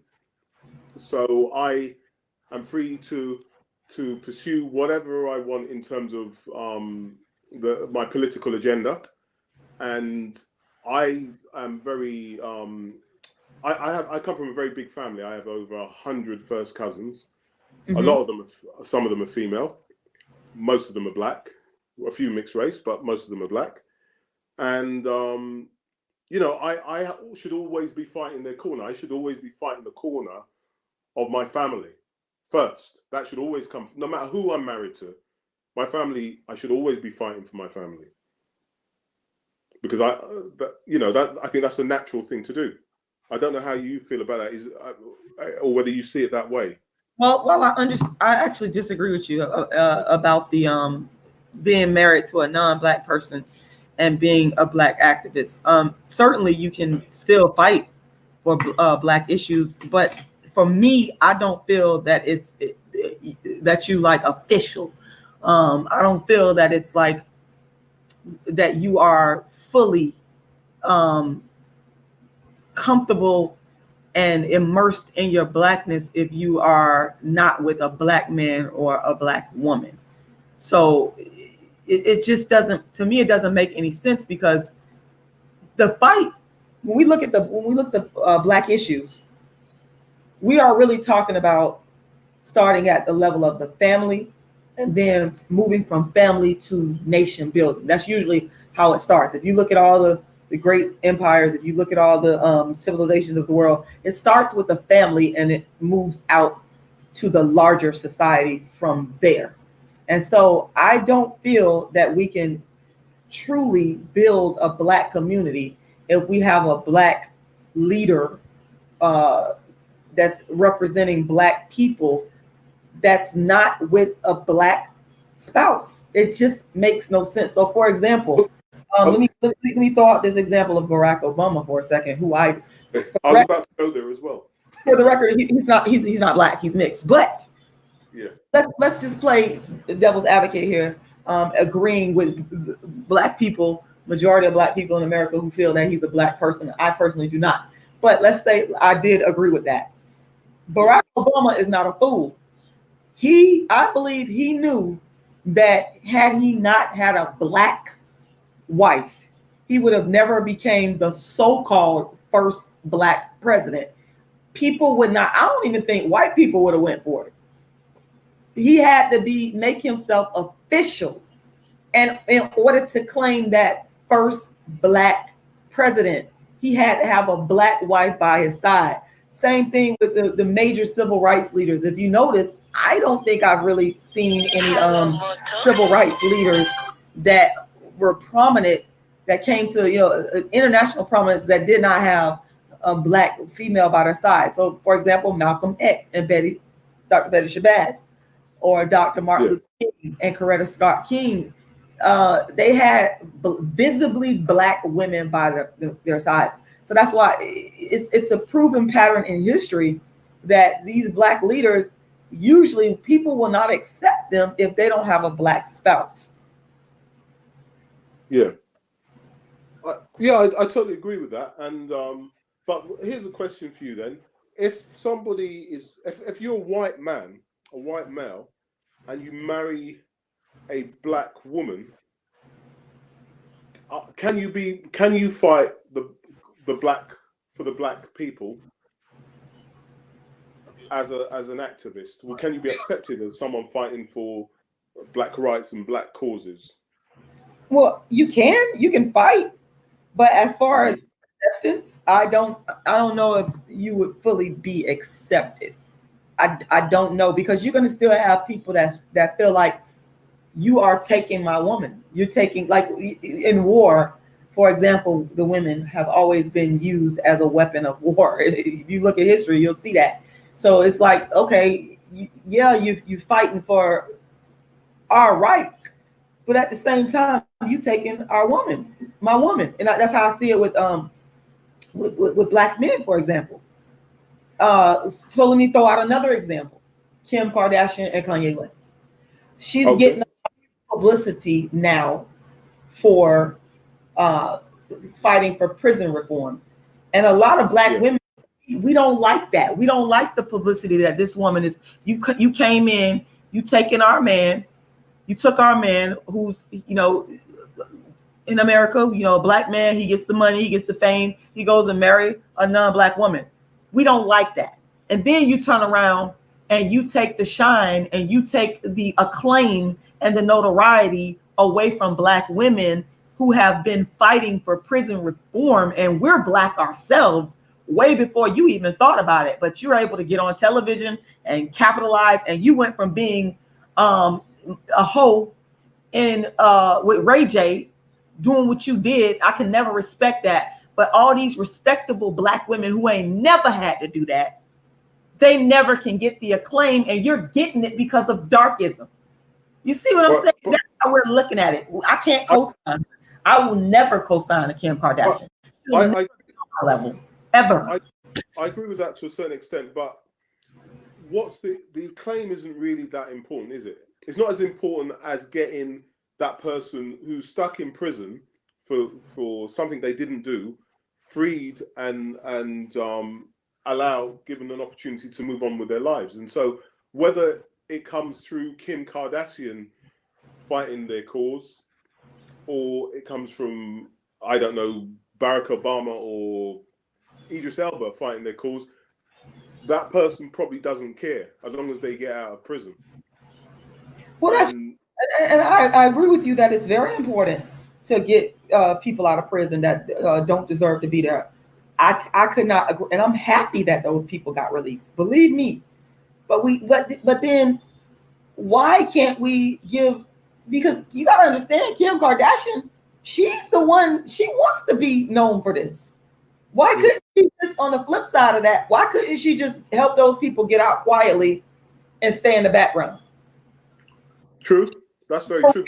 Herself around for the world to see. Again, while again, I can separate the issue out. I'm very happy that all those people got out of prison. God knows from the bottom of my heart I am, because I've been fighting for black people for years myself. Yeah. But this woman, you sit here and you bragging about it. You know, you're parading yourself around and you're throwing it in people's face. That's how I see it. Why not? I could respect her more if she said, let me get all these black women that's been fighting for prison reform. My light-skinned boyfriend, he likes to point out, what's this light-skinned woman name? She wrote a book, Michelle Alexander, who's a light-skinned woman. Why you can't go pull Michelle Alexander, who's been fighting for years? She wrote a book. Let me Google Michelle Alexander so you guys, people say, oh, you don't like light skin. That's a lie. Michelle Alexander, I got a ton of respect for this light-skinned woman who's been on the battleground for years. There she go right there. Kim Kardashian, why can't you get Michelle Alexander, who's an actual academic and intellectual? Yeah. You take all the attention for yourself. I have zero respect for Kim Kardashian, but I am happy that those black people got out of prison. Don't make no mistake about that. I don't like seeing nobody being abused and mistreated. I don't give a damn what color you are. But Kim Kardashian could just go sit down some damn where. She really could. We know what Kim Kardashian's all about already. I mean, Prince had to throw off the stage because she was trying to get publicity by dancing with him. You know, she's what I would call a media hoe, and I don't care what anyone thinks about that. She'll do anything for attention, absolutely anything. So I have even doing this and getting these prisoners released, I have no respect for her, because, you know, I think there's always going to be an angle with her. There's a reason why she's not doing it out of the goodness of her heart. That's my point. But these other black women like Michelle Alexander, this lady got a heart to help people for real. Why can't they get the attention and the money? They need money. They need funding. You stole our men, you stole our swag, you stole our hairstyles. Okay, go ahead.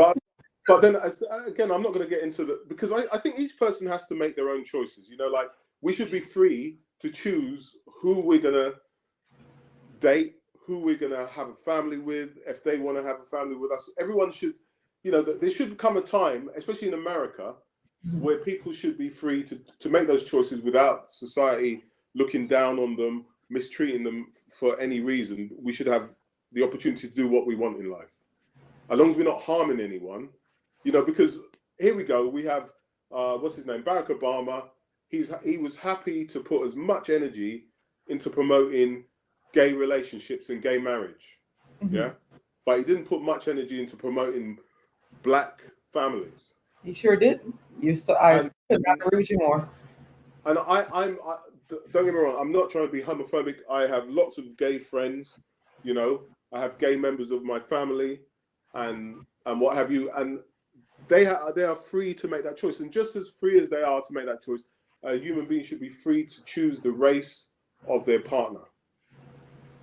Yeah, and I'm not saying that I'm happy with my choices. I'm just saying that I should be free to make that choice.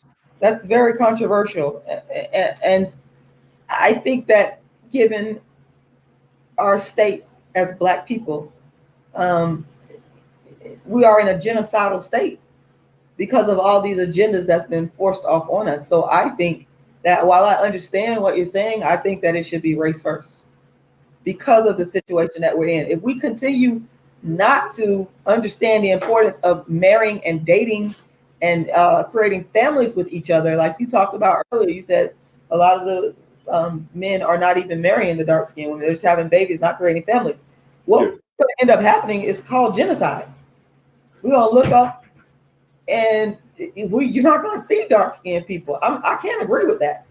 Well, the thing is, I mean, Black people are probably about 2 billion, maybe 2 billion of the population of the world. Yeah. It'll be a long time before there'll ever be any genocide of Black people on this planet, because we have spread ourselves far and wide. You know, we have Black people all over Europe, all over America, all over the UK, and most of Africa is Black. Are we talking about dark-skinned Black people? In Africa, most of Africa is probably dark skin. I don't know. I'm just guessing here. But I would imagine, thinking of the countries that I know of in Africa, most of them are dark skinned countries. Okay. No, go ahead. I'm sorry. Yeah. So I think there's no danger of, and actually, if you wanted to say any group of Black people were not the real Black people, it would be us. It'd be me, you, and all the people, European, Caribbean, and American Black people, because we have been mixed. We all have got you know, we our ancestors were raped by the slave masters. Right, that's true. So we're not as pure Black as the Africans. So true. So you know, so the genocide kind of has already started hundreds of years ago, and they still haven't got rid of us because that dark-skinned Blacks keeps coming through. I know that in my family, I have Irish, I have Chinese, from Jamaica, because my parents are from Jamaica, in my ancestry, and I probably have some. That Perkins name probably comes from Ireland, so we probably have some white Irish in us as well. But for some reason, the darks keeps coming through. Is not going to stop coming through because it's a strong gene. I hope not. I'm fighting against that form of darkism genocide. Yeah. So I want to. There's some other females you brought up, young women you brought up in the UK, and I want to talk about them in terms of darkism and colorism. Aaliyah Maria, I believe that's her name. Yeah, I mean, I haven't researched too much because it only came up when I looked at the Nella Rose thing. Yeah, their names, other names came up as well, and yeah, I'm not like, I can't pretend that I'm totally familiar with everything that they had to say, but I know it was just tweets and posts that they have done. Aaliyah Maria B, I think it is, and the other one was called Only Bells. Yes, there she is. They made some comments and tweets and posts that were negative towards dark-skinned Black women, and they got the same sort of reaction as Nella Rose. And you know, and I just think what it really did is I just identified the fact that it's a big problem within the Black community that a lot of Black people have a history of saying negative things about other Black people, and dark-skinned Black people do it, not just light-skinned Black people. So colorism isn't just about light-skinned Black people being negative towards dark-skinned. It's also dark-skinned being negative to other dark-skinned people. Absolutely. And so that's all messed up. But then at the same time, you know, it's like they say, like, what is it? Racism is about power, isn't it, as well? If you can't be racist unless you've got the power to put that racism into motion in some way. And you know, you in this circumstance, I suppose these activists, when they made these racist comments or colorist comments, they didn't have the power that they have now.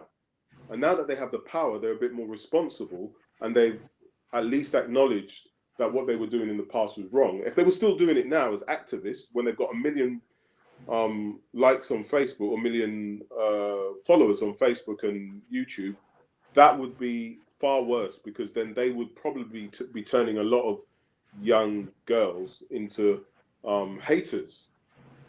But they are responsible enough to acknowledge that they were wrong to do it in the first place. And you know, some people will never forgive them for it. Some people will stop following them, and so be it. But in my heart, I think to myself, I kind of understand why they are the way they are, what's pushed them towards being that way. And you have to kind of hear their story and give them a chance to explain why they did it, and also just work it out for yourself sometimes. Well, you know, have I been in that situation? Have I been in a situation where someone who's dark skinned has been colorist towards me? So if it's happening to me, it must be happening to lots of people, and lots of people must be doing it. Lots of people we know have been colorist in some way. Right. But we may not have witnessed it ourselves, but there's a good chance that a lot of the Black people we know have been colorist. Oh, it runs rampant in the Black community in America. I mean, let me tell you, darkism, from the day you born, even with the babies, if you have a dark-skinned baby that's with nappy hair, I think nappy hair is good, but they'll start talking about your baby. I've seen this. I've seen it since I was a kid. Okay, so to me, it's not anything new, and it's like these people that are saying this, these young ladies. I of course I haven't heard them say this, but to the people that are actually saying things that are darkest out of their mouths, that's how they feel. That's what has been taught to them. And that is actually how is what's that saying in the Bible? Is not what comes into a person that defiles them, but what comes out. This is how they feel. I mean, if they said this stuff before they were, had all these followers, and they didn't have that's how they really feel. And now, you get these followers and you get people know you, and then you try to clean it up. But to me, still feel that you're suspect because that's what you said when you wasn't famous. That's how you actually feel. Now, I'm not going to sit here and say that you can't be reformed. I got a call that's coming in. I'm sorry. So I'll let you keep on talking to the people about this. But I'm not going to say that they can't be reformed, because I believe they can. But let's call it what it is. If in fact you are making derogatory comments about dark-skinned people, you think you better, and that's how you feel. And I do have a problem with that. A big problem with that. So go ahead. No, all I was gonna say is, hand on heart, I've never in my whole life ever said anything negative about dark-skinned Black people, or about light-skinned Black people, or anything like that, because I suppose it's just to do with the fact that when people have said it to me, I know I've been hurt. So I don't want to inflict that sort of hurt on someone else, especially a racial thing where you're talking about your own people and you're being almost racist towards your own people. It just doesn't compute with me, the whole idea of it. But I can understand why people do it, but I couldn't myself do it. I mean, there's an interesting comment here. Let me see if I can find it. Oh yeah, sorry, it's back to Autumn Chambers because she seems very interesting here. She's put and this could make you some money. She said, "I'll pay you to kick this sellout to the curb, Rashi." So she wants to pay you to get rid of me. She doesn't like me on the, just so you know. But I'm okay with that. Ooh. We still there? Are you still there, Rashi? No. Yeah. So anyway, the other thing we were talking about was the fact that in the UK we have a different relationship with the white community. We are a bit more integrated than probably a lot of other races or other countries. Where in America you've got a lot more segregation, so you're not living necessarily amongst white people. If you're in the black community, you have your own black schools and black colleges and things like that. We don't have anything like that. We don't have it. We hardly have any black schools. There might be one or two, and we might have a few maybe black. We got black churches. That's the only other thing we have. We're very good at churches. But I can't hear you. Are you still there?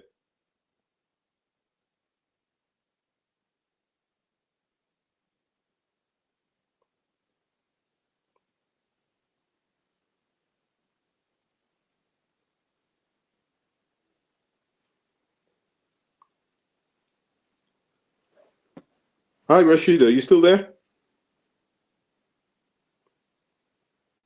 Or can someone just send me a comment to let me know whether I'm still online? Because I can't hear anyone at all.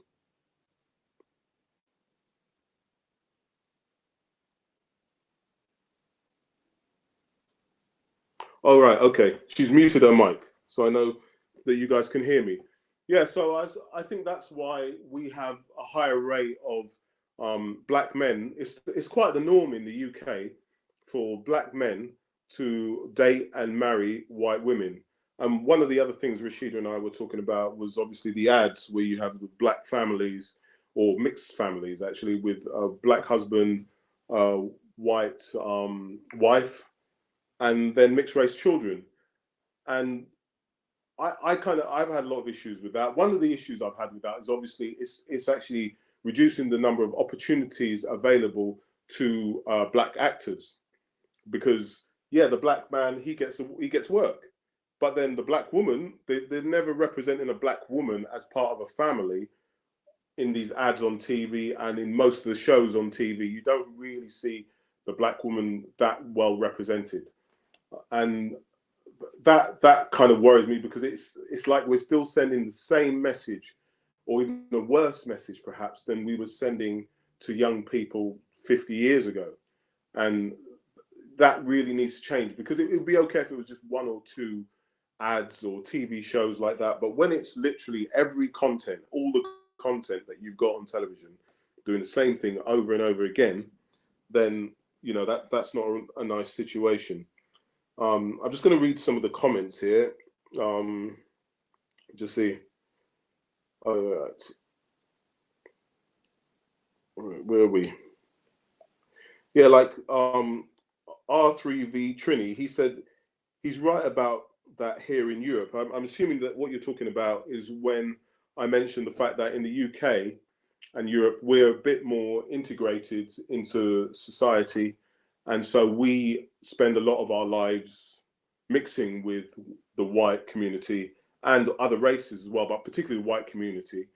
And whereas in America, because I've recently been to America, I went to LA in February, and I went to areas and there literally was just like loads of black people and hardly any white people, or loads of Hispanic people, and they kept themselves to themselves. And then you go to areas like I went up to Beverly Hills, Hollywood and all that, and all I saw was white people. I'm being serious. And I was shocked. I saw a few Chinese people, but mostly I saw white people when I went up to Beverly Hills and Hollywood and all that. And that kind of segregation I find quite shocking as a British person brought up in this country. I think that's where things need to be addressed in America. And I'm not saying America's a different country, and there's nothing wrong with America in terms of the people itself. It's just the way this indoctrination that's been going on for a few hundred years, and that side of things needs to change. The segregation side of things needs to change. We in the UK, because we're recent arrivals, we've only been here, well, there have been black people in this country for hundreds of years, but the real influx of black people only happened in the 50s and 60s. And we came with no rules. We didn't know what the rules were. My parents, when they were being brought up in Jamaica, they saw themselves as being British, English. They didn't see themselves as being Jamaicans. And so when they came over here, they came here with British English values because it was a British colony, Jamaica. It was a British ruled country until the mid 60s. And a lot of the Caribbean was like that. It was only when they were given their independence and they started moving over to this country and they brought all their British values. And then they came here and they realized that the British weren't as British as they were.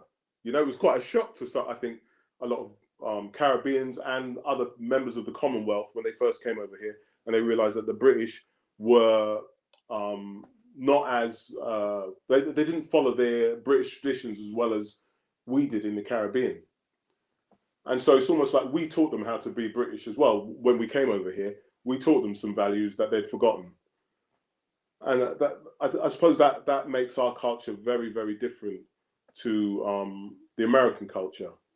One thing I forgot to mention, which I said I would mention, is that at 8 o'clock, I'm going to have to come off here by 8 o'clock because Donny and Omar, I don't know if you know, they're British soul artists.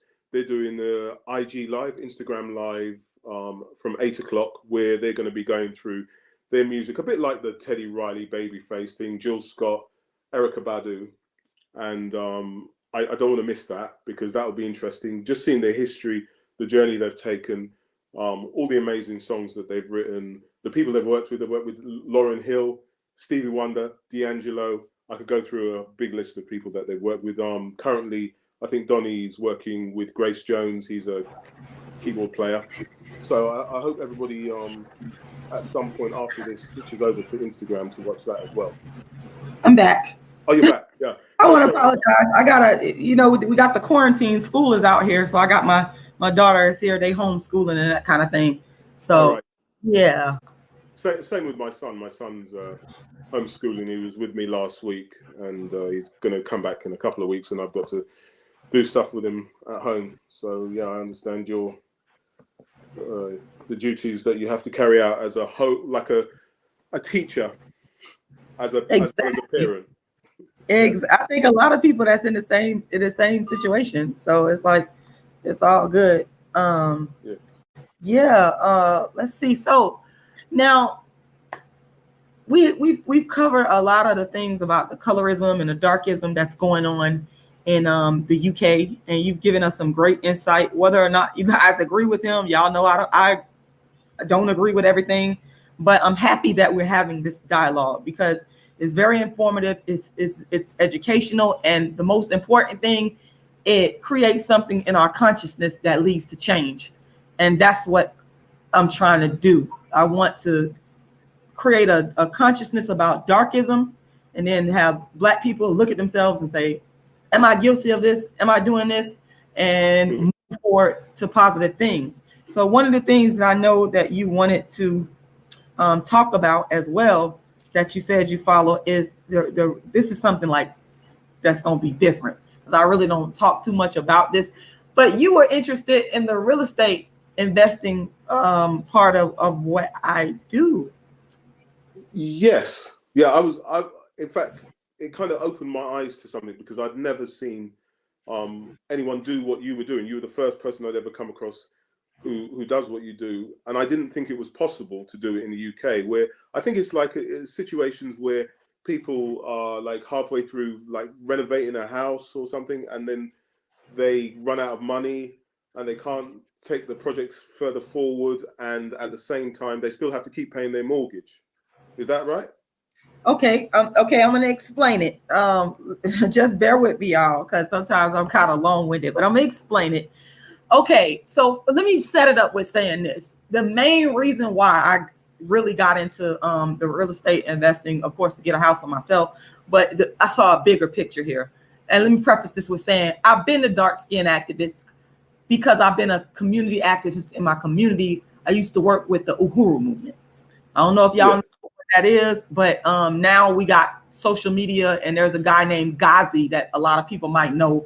He was in the Uhuru movement, but Ghazi is, you know, he's more like a recent transplant in the Uhuru movement. I don't think he's in there anymore, but I was there before Ghazi came, and after, you know, with social media, he kind of pushed the agenda to social media in terms of what the Uhuru movement was doing. But the Uhuru movement is basically a Black organization that fights for the democratic rights of Black people in St. Petersburg. It was started by a man named Omali Aishatella. I'm just sort of logging out of these windows because I might just want to pull him up so that you guys that are not familiar with the Uhuru movement, you understand what the Uhuru movement does. Basically, like I said, fighting for the democratic rights of Black people in America, and actually all over the United States. And the chairman, Omali Aishatella, he started the movement in St. Petersburg back in like the 60s. So he came up with people like Huey P. Newton, and you know, he has a branch in Oakland, California, I believe somewhere even in the UK. And so I joined the Uhuru movement because my father was in the Nation of Islam, and Omali Aishatella, chairman, knew my father, Samuel X. And so I had a lot of respect for what they was doing. And I started my activism around like 98, 99. And so one of the things, now there's always going to be contradictions, things you're not going to agree with, etc.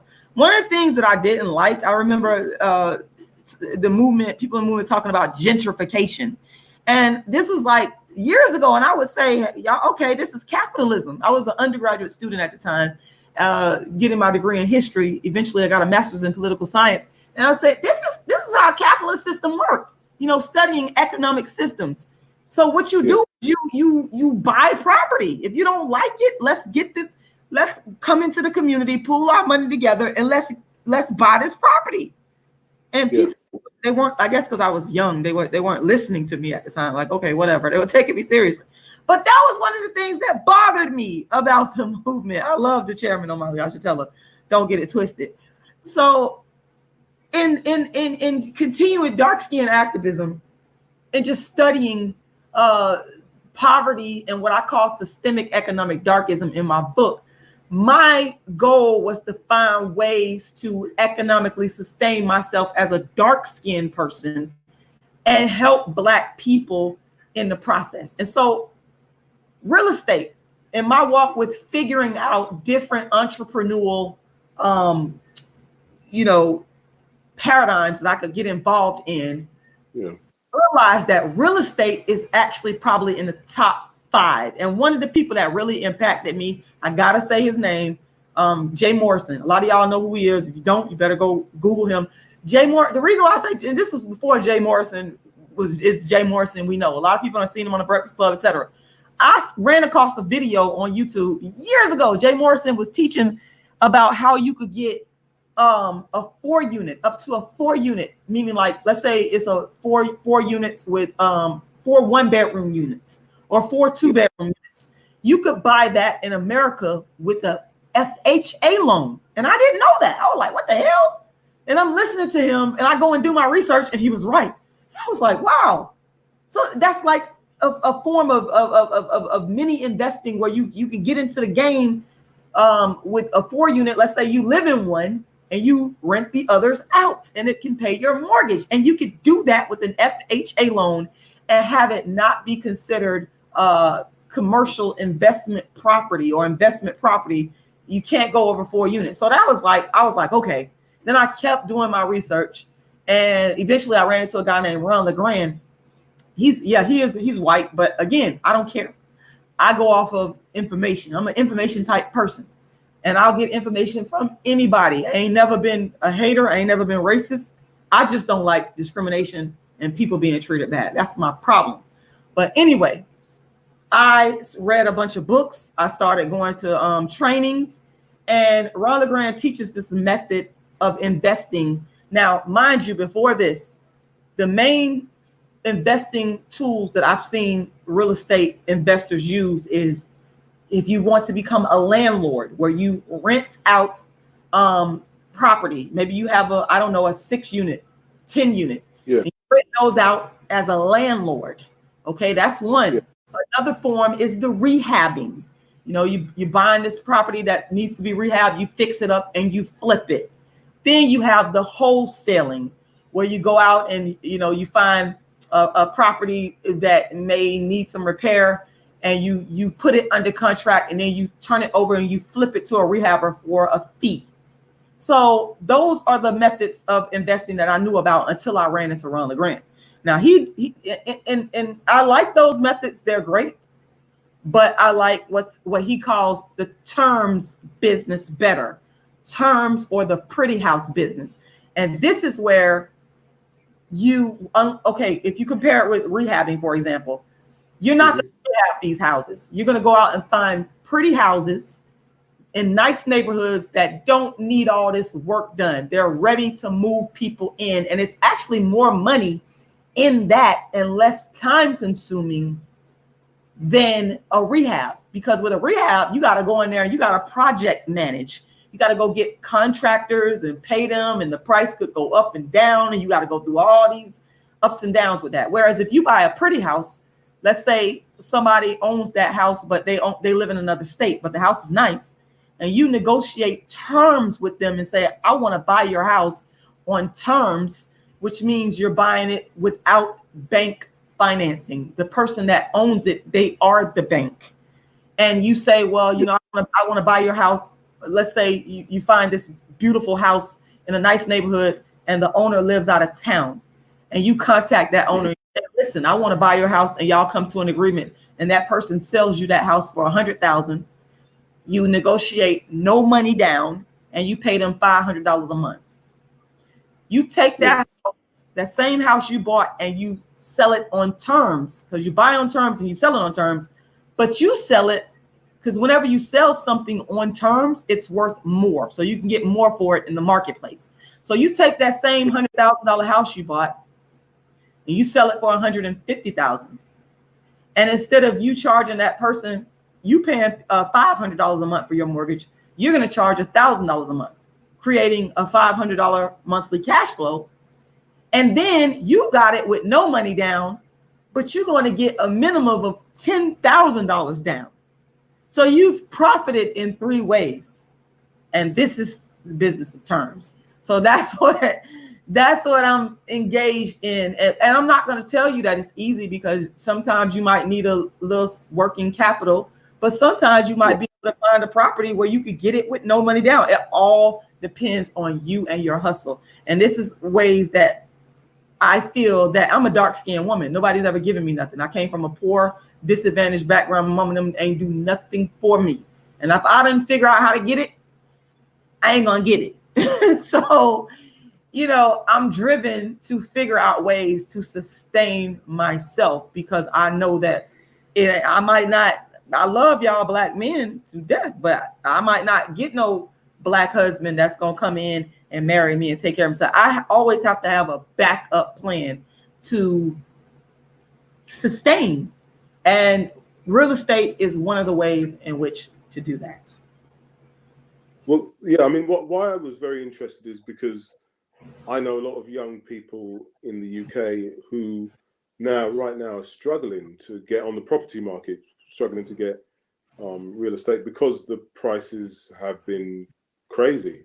Mm-hmm. And you know, I've just trying to suggest ideas to them of ways of making enough money to even get a deposit to get a mortgage. Has been quite daunting, because it's not that easy. And I'm not saying what you're doing is easy, but it's more realistic. That's what I say. What you're doing is more realistic for black people to actually, because black people have been discriminated against in banking. Because if a black person goes and wants a loan or wants a mortgage, they're going to look at the fact that they're black as well. They're going to take that into account. No matter whether they say it to you or not, it's going to be taken into account. And you may not get the same interest rates, or you may not get that mortgage if you try to get it. But this seems like a more realistic way of avoiding the banks who are likely to discriminate, and giving you an opportunity to, like you said, get these properties on terms and flip them, and then you're building capital as you keep doing that. And eventually you'll have your own place, no mortgage. Exactly. And I'm not sure how real estate and property, I don't know if it works the same way in the UK as it does in America. So I've been looking into it a bit, and there are opportunities. I still need to investigate a bit more, because I'm actually trying to help someone right now who wants to get a property, or they've seen a few properties in London that are empty, and the owners, they know where the owners are, and they want to go to them with ideas about trying to finance it. And I just want to sort of look into it, how you can do it legally in this country, because our laws are going to be, with real estate, are going to be slightly different to yours. Exactly. And so that's why I'm saying I'm not sure if you can execute the same thing, but you would definitely, like, for example, when with these type of deals, we are to close these deals always with a real estate attorney. So what you would be essentially doing, like, so for example, I'm just going to give you the layout in America. So for example, what you would do, you would go out and you would find properties that are what's called for sale by owner. I don't know how it works in the UK, but over here we have like real estate agents that will list a person's property, and it goes under the real estate agent. But some people do not want to list their property with a real estate agent because they don't want to pay a commission. So what they'll do instead, they will say they own the property, but they'll sell it on their own, just directly, without going through a real estate agent. So what we're taught to do as investors is we go out and we find people that want to sell their properties for sale by owner, not through a listing real estate agent. And then we call people up on the phone. I do it all the time, and it's not for the faint of heart. You got to be a person that can, with thick skin, because people gonna tell you no, they're gonna think you crazy, whatever, it doesn't matter. Have thick skin.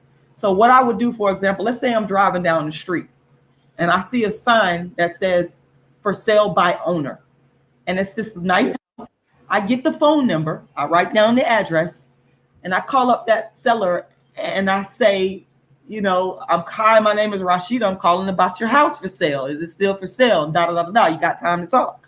And they're gonna tell me yes or no. Let's say they say, yeah, it's still for sale. And I'll start talking to them, getting the particulars. How many bedrooms?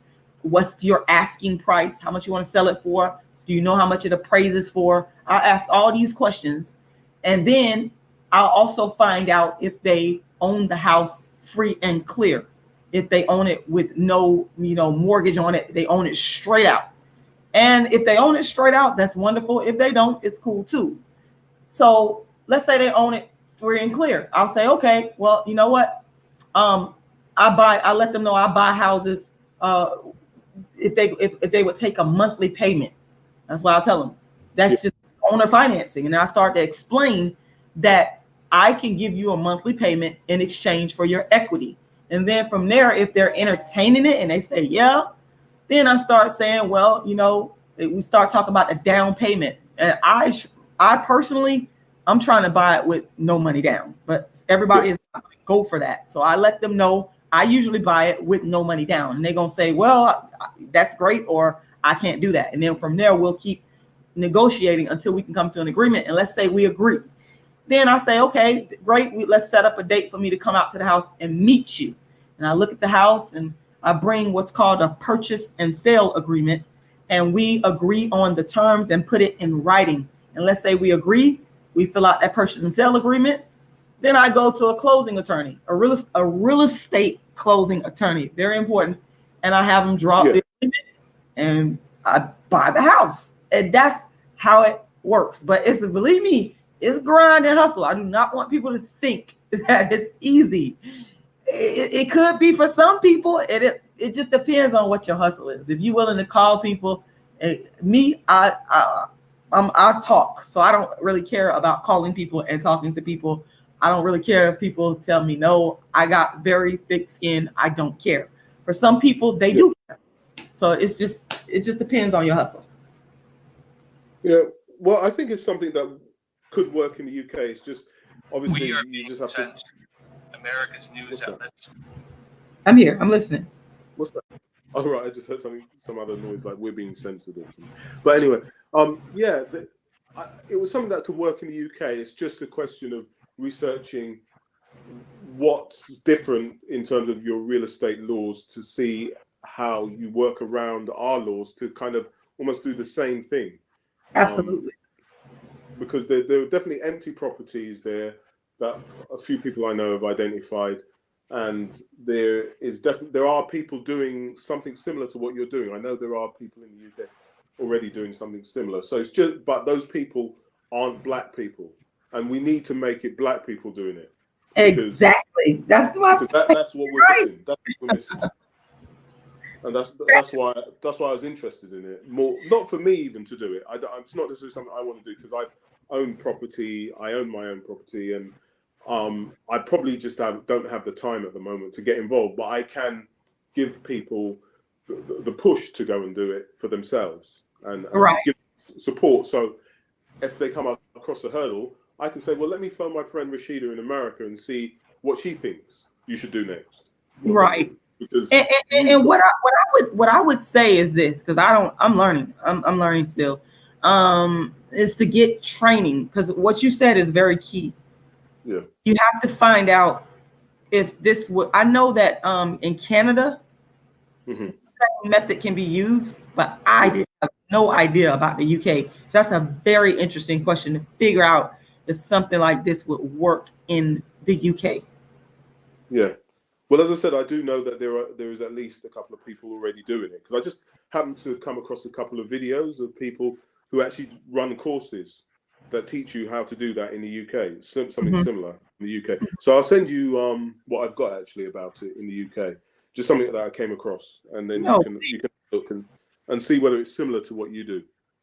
But sorry, can I come off this topic again just quickly? Sure.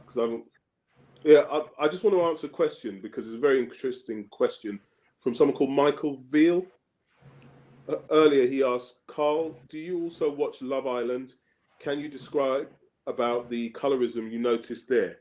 Are you familiar with Love Island? Have you ever watched that? I haven't, but I had a guest on my show earlier this week, and he made me aware of Love Island. Yeah. And is that the American version or that he watches, or the UK version? The UK version, because he was actually from the UK. All right, yeah. Well, the UK version is very controversial. I mean, this year or last year, the presenter of the show killed herself.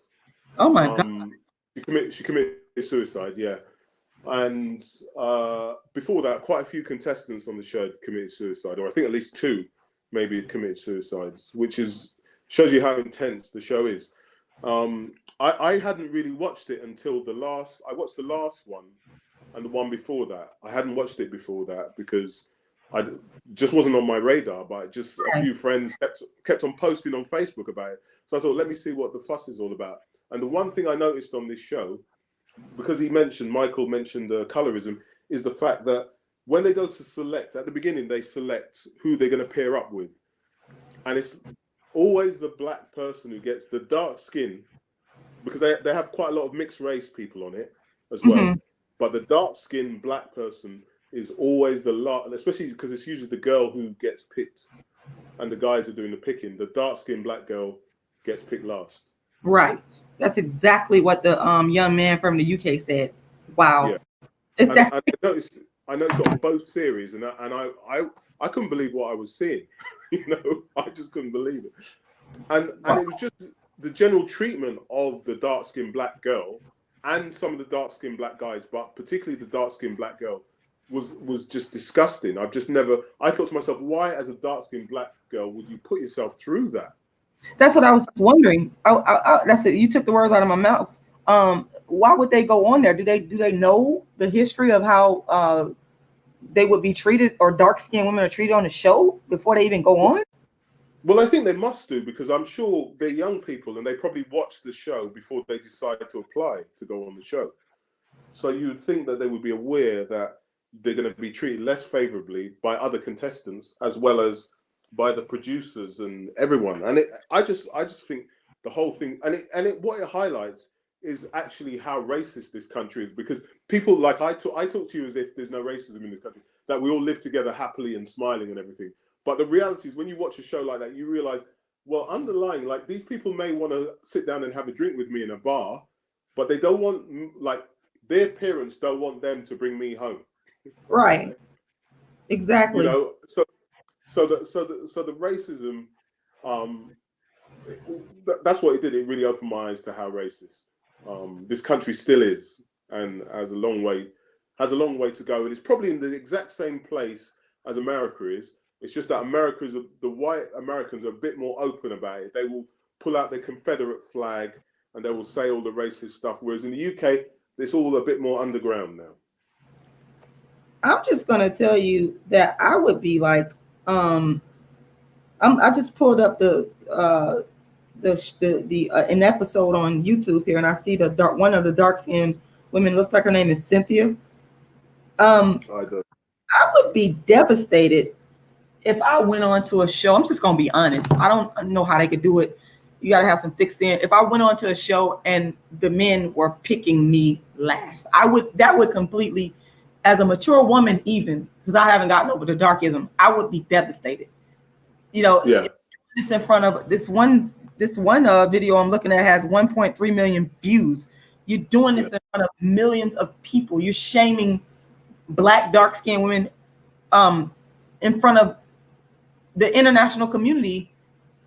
But at the same token, I'm looking here and I see this dark-skinned woman, and I'm assuming that I see one dark-skinned woman and I see the rest of them are not Black. It looks like we're the Black men. That it's only white men on this particular episode. I got to look at more. That's doing the choosing. Yeah, most of the contestants are white on both sides, female and male. But you do get a few Black men on it, and you do get but you get more than anything. I think the majority of the people of color on the show are mixed race. So they will have both a lot of mixed race guys and a lot of mixed race women. Maybe it's the producers as well, because they just don't want to deal with the hassle of dark-skinned people, because they know that they're not going to be treated very well by other contestants, and there's not much they can do about it. Wow. So maybe they just don't want that negativity on TV towards Black people, because it's just not good for ratings to have that much negativity. I don't know. I'm just guessing here. Well, my question too, again, and I guess I'm coming from a pro-Black stance. I wouldn't even go on a show like this. In my opinion, you as a Black person, you shouldn't be going. What you should be doing, again, you should have a pro-Black mindset of building the Black family. Why are you? And I understand what you said earlier about having a right to choose who you want to be with. I get that, but again, you're getting this rejection. You know that these people are going to treat you badly. It just doesn't make sense to me that a Black dark-skinned person, except if they want to go on there to get more fame, maybe that's the reason. Maybe that's the underlying reason they want to be seen and get more social media followers. But aside from that, you know what's going to happen to you. You know you're going to be humiliated. Why even? It's just the logic, and it just doesn't make sense to me. Wow. Yeah, I totally agree with you. I will never really understand why they would choose to go on it, but you know, maybe some people, they see it as a rite of passage that, you know, when you get to a certain age, it's more important to be a personality in the media online than it is to have a college degree, and to, you know, because a lot of people become rich from being on these reality shows. Mm-hmm. and a lot of people have got careers out of it. They've become TV presenters from being on reality shows. So some people just choose that as a path because it might be a quicker route. It might be an easier route for their skill set because they haven't got the skill set to go down the academic path. Right. That makes some sense here. I just want to go to the comment section. I just saw a comment here that I definitely want to address here. And you can chime in. Mr. Wright said, my 11-year-old daughter is struggling with her first heartbreak as of 2 days ago. The boy that she likes another girl now. Is it her fault? Is it the boy's fault, or is it just normal? Now, you can correct me if I'm wrong, Mr. Wright. If you still watching, you can put this in the chat. Are we speaking about this in the context of darkism?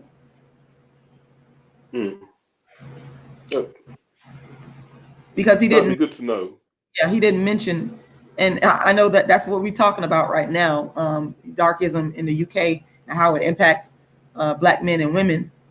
But just to speak to that myself, I remember being in elementary school and experiencing, when I look back on it, a lot of darkism. Like I had my first real bout with darkism where there was a mixed girl in our class and the rest of us was Black, and the most popular boy in the class, he wanted the mixed race girl. Even though I had people in my family, they were disparaging me for being dark skinned, but I did have my father who told me I was beautiful, and I did have those white teachers at the school. They would say, "Oh, you're so pretty." They would tell me this, but I wouldn't get that same affirmation. So it was, even though I didn't really like this boy, this was like in the 5th grade. I did feel some type of way, even so I could kind of understand this, and I'm assuming you're talking about this from the perspective of darkism. You got to clarify. I felt some type of way when this boy, he was dark skinned himself. He went out of his way to let all the Black girls know, the fully Black girls know, that we were not as good as the mixed race girl. I don't know if you have something to say about this, Carl. Yeah, I mean, society's taken a real long, well, in the UK, society's taken a bit of a long journey, because I can remember when I was at school, there was a lot of discrimination against mixed race people. They weren't considered, they weren't treated very favorably. So if you were a light-skinned Black person, maybe the Black community would treat you favorably, but the white community just saw you as Black, so they didn't care.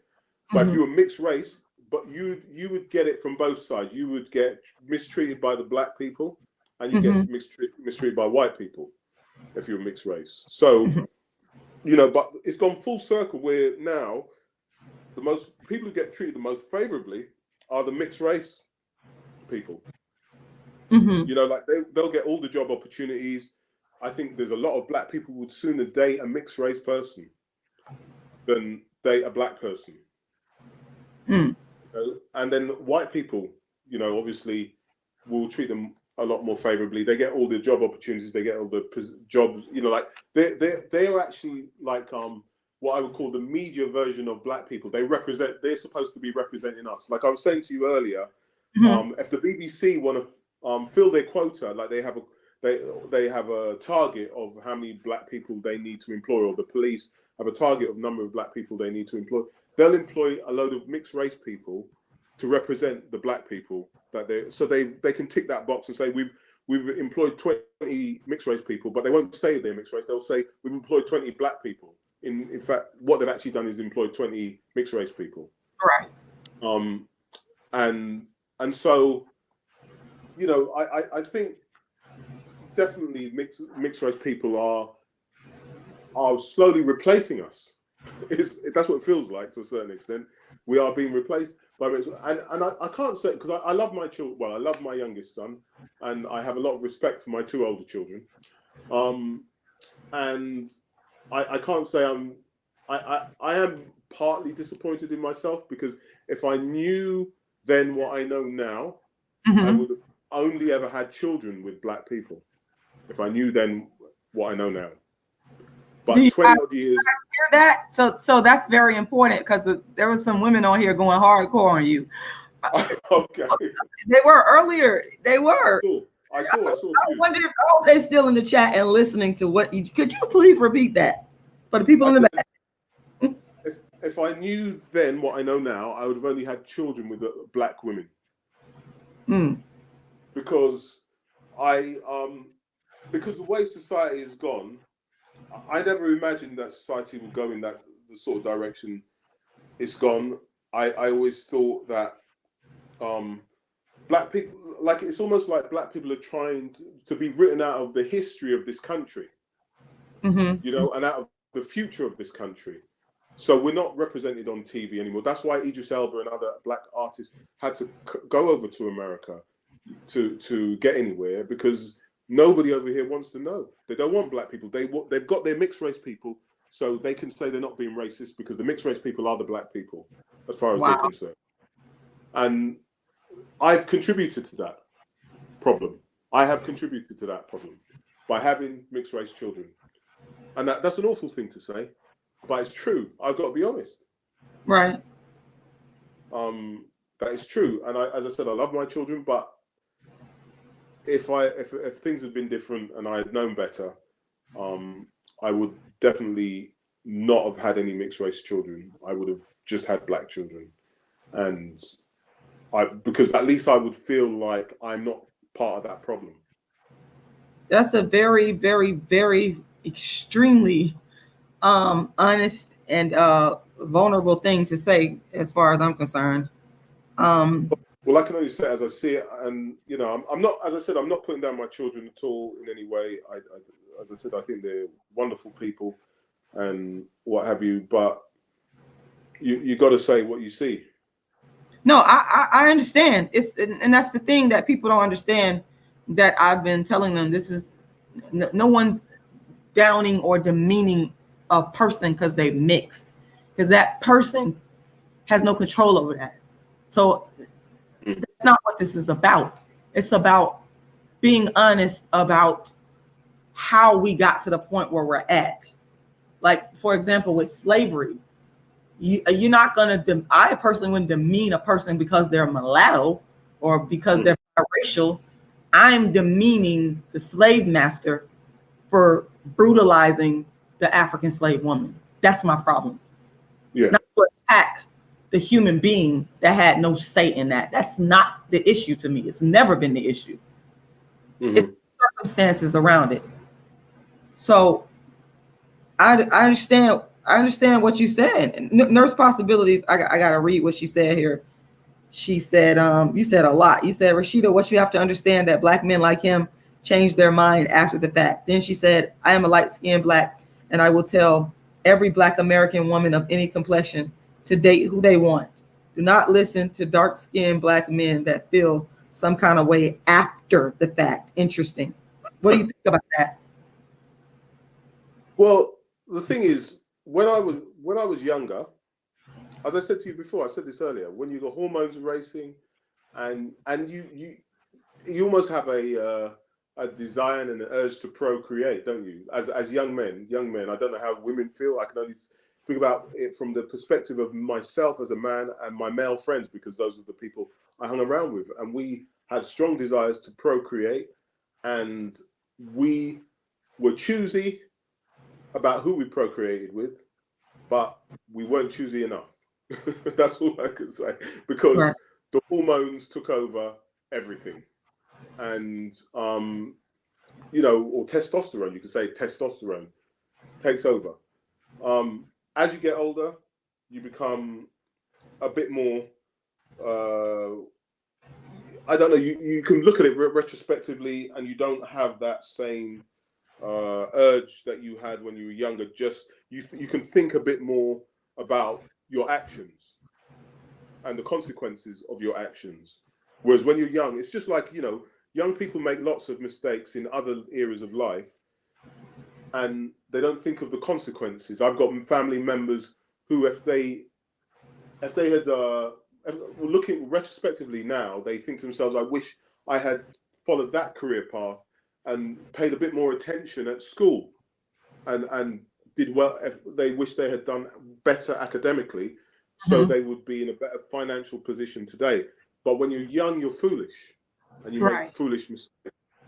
And I was young, I was foolish, and I made the same mistakes that a lot of people make in this country. And you know, you believe silly things when you're younger. When I was younger, I believed that the country was becoming a more integrated country, a lot more equal, and I was a Mhm. lot more accepted by the white community as an equal. Wow. Whereas as you get older and you live life, you realize that it's all just a front. It's all just a front. They still look down on you as, you know, less than them. Mm. And when you realize that, then you realize, well, I was foolish to believe that this integration experiment had worked. It clearly hasn't actually worked. It's just, you know, people ticking boxes and filling quotas and putting on a front in public because legally they can't call you all the offensive things they want to call you, and they can't tell you to go away and not work for them and whatever, because they have targets to hit. Wow. And you're saying in the UK, when there's a quota for Black people, that mixed race people are used to meet that quota to avoid authentically Black people. Yeah, definitely. If you see it on TV all day, every day, you see it in companies all the time. Wow. But TV is the best representative of it. If you watch an ad on TV in the UK, like an ad break is about 5 minutes long, and you might have, say, 80% of the ads during that ad break will feature a black husband, a white partner, and mixed race children, or it will feature mixed race people, adult people, but not just a like a whole black family or anything like that. You'll never get that. It's darkism. That's genocide. That's darkism, and it's evil, because what you're telling people is dark-skinned people, Black people are not even, you're not even important enough for us to acknowledge your existence. Yeah. Think about the ramifications of that. Yeah. Just, I don't know if it's just hearing that. I've seen posters of around in different businesses of a Black family that I have two Black people that look Black, will have biracial kids. But it seems to me from what you're saying that, and I don't know, I would have to be there to see and actually compare, that it's more darkism in a lot of ways in the UK among directed towards dark-skinned people than there is in the United States in terms of imaging, is from what I'm hearing. Oh yeah, definitely in the imaging. But I tell you why I think it is. I think it's because America is an extremely capitalist country, and at the end of the day, they will just use the best people. You know, the best person for the job 9 times out of 10 will be what matters to a company. You know, they will want to make profit. They'll put profit before their prejudices. Mm-hmm. You know, like Trump. Trump's a prime example, where one of the first people he employed was Omarosa. Is it Omarosa? Oh, yes. And she's actually dark skinned. Trump. Yeah. Omarosa. But he thought this is good for business. Yeah. This is good for business and everything. So he employed her because he knew her from his TV show, and he thought he could trust her. Mm-hmm. And you know, so he would do, and I think how he's run his businesses as well is he would employ a Black person if he thought they would make him money. That's all he cares about, if they will make him money. He doesn't care. He probably is a big racist, right? But he will employ a Black person because he will put his racism to one side. In the UK, people will cut their nose to spite their face. They will not employ a Black person, even if they're going to lose money from doing it. Because that's how you got to remember that the America effectively was created by the English. The English created the racism that's in America. We used to rule over America. We lost America in the War of Independence. It's true. But we gave you all the prejudices that you've got over there. Or I say we, I'm not really part of that white culture that did it. But, you know, the people in this country, the white people in this country, their ancestors gave America the prejudice. So we are more expert. The British are more expert in their racism than the Americans are. They're more clever in how they inflict their racism on everyone and get away with it. But at the same time, they are more racist. They're more hardcore. You know, Britain is much more hardcore racist than America. Really? In a lot of ways. Wow. Oh yeah. It's just that what it is, as I said, in this country, it's just more hidden racism. It's a lot more subtle racism that you don't see on a daily basis in your face. It's just it will be in employment strategies. You know, in if you try to apply for a loan or a mortgage. You know, I had an incident many years ago where I was remortgaging my house. I already had a mortgage. I went to another company because I thought I'd get a cheaper rate and I needed some capital and all sorts of things. So I went to this company, and the mortgage broker, that I had a good job. I was a director of this company, and my ex-wife, she was a teacher. And all my ex-wife had to do was produce a few pay slips. Mm-hmm. Yeah. And he was satisfied with her identity. She wasn't even British. She was Australian. She had an Australian passport. And all he wanted to see was her pay slips. Mm-hmm. For me, he wanted to see everything. He wanted to see my bank statements, my pay slips, my passport, my driving license. And then he still wasn't satisfied. Okay. Wow. That's darkism. That's systemic economic darkism. That's the perfect example. Perfect. I was thinking to myself, the reality is, if I can't imagine what he would have done if I had a dark-skinned black wife, how he would have treated the two of us together. Oh God! Would he have done this? It would have.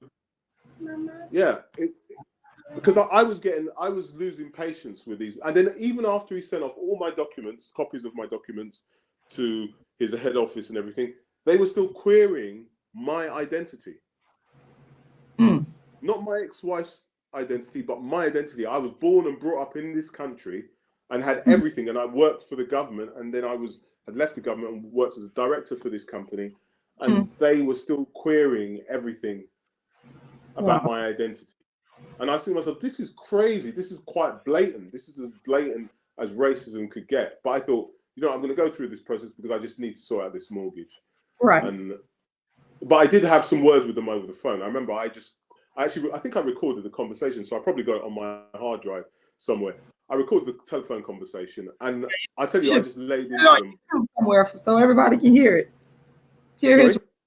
I said, I wish you'd upload it as a video on social media so everybody can hear this brand of racism and darkism. Expose these people. Well, all right. Well, I've recorded lots of conversations where I've exposed people as racist and darkism and stuff. I mean, a prime example was, years ago when I was divorcing my ex-wife, she just used I don't know, I can't say this, but what she did anyway, she called the police and claimed that I was being violent towards her and all sorts of stuff. Unfortunately for her, everything was recorded on my mobile phone. So I recorded everything. And what they saw when the police came was that she had attacked me and I hadn't retaliated at all. Right? So it was just one way, her being violent, but she had called the police. So the police didn't actually do anything to her. They just left. They just said, we've got nothing here to investigate. Then she made an application to the court and accused me of harassment. After we separated, she accused me of harassing her and threatened to kill her and all sorts of stuff. Fortunately, because I knew her history, I recorded all the telephone conversations with her. So when it got to court, the judge basically called her a liar and said she'd wasted a lot of the court's time and all sorts of things.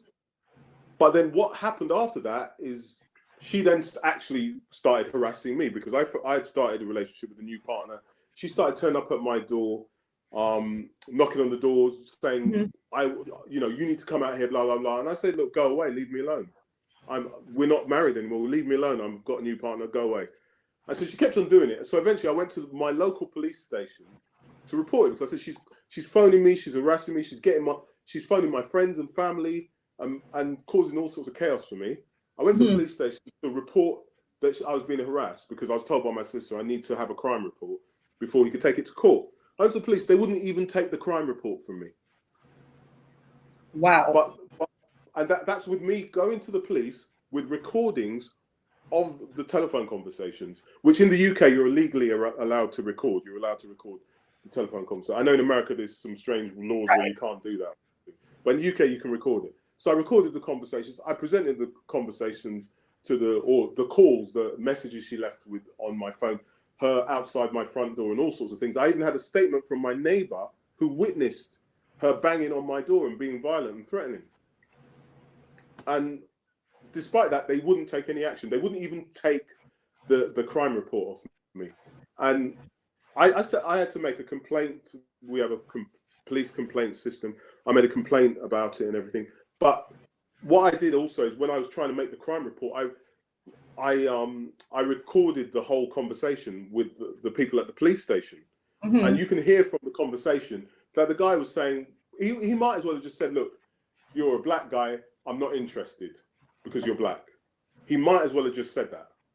Because his attitude was that,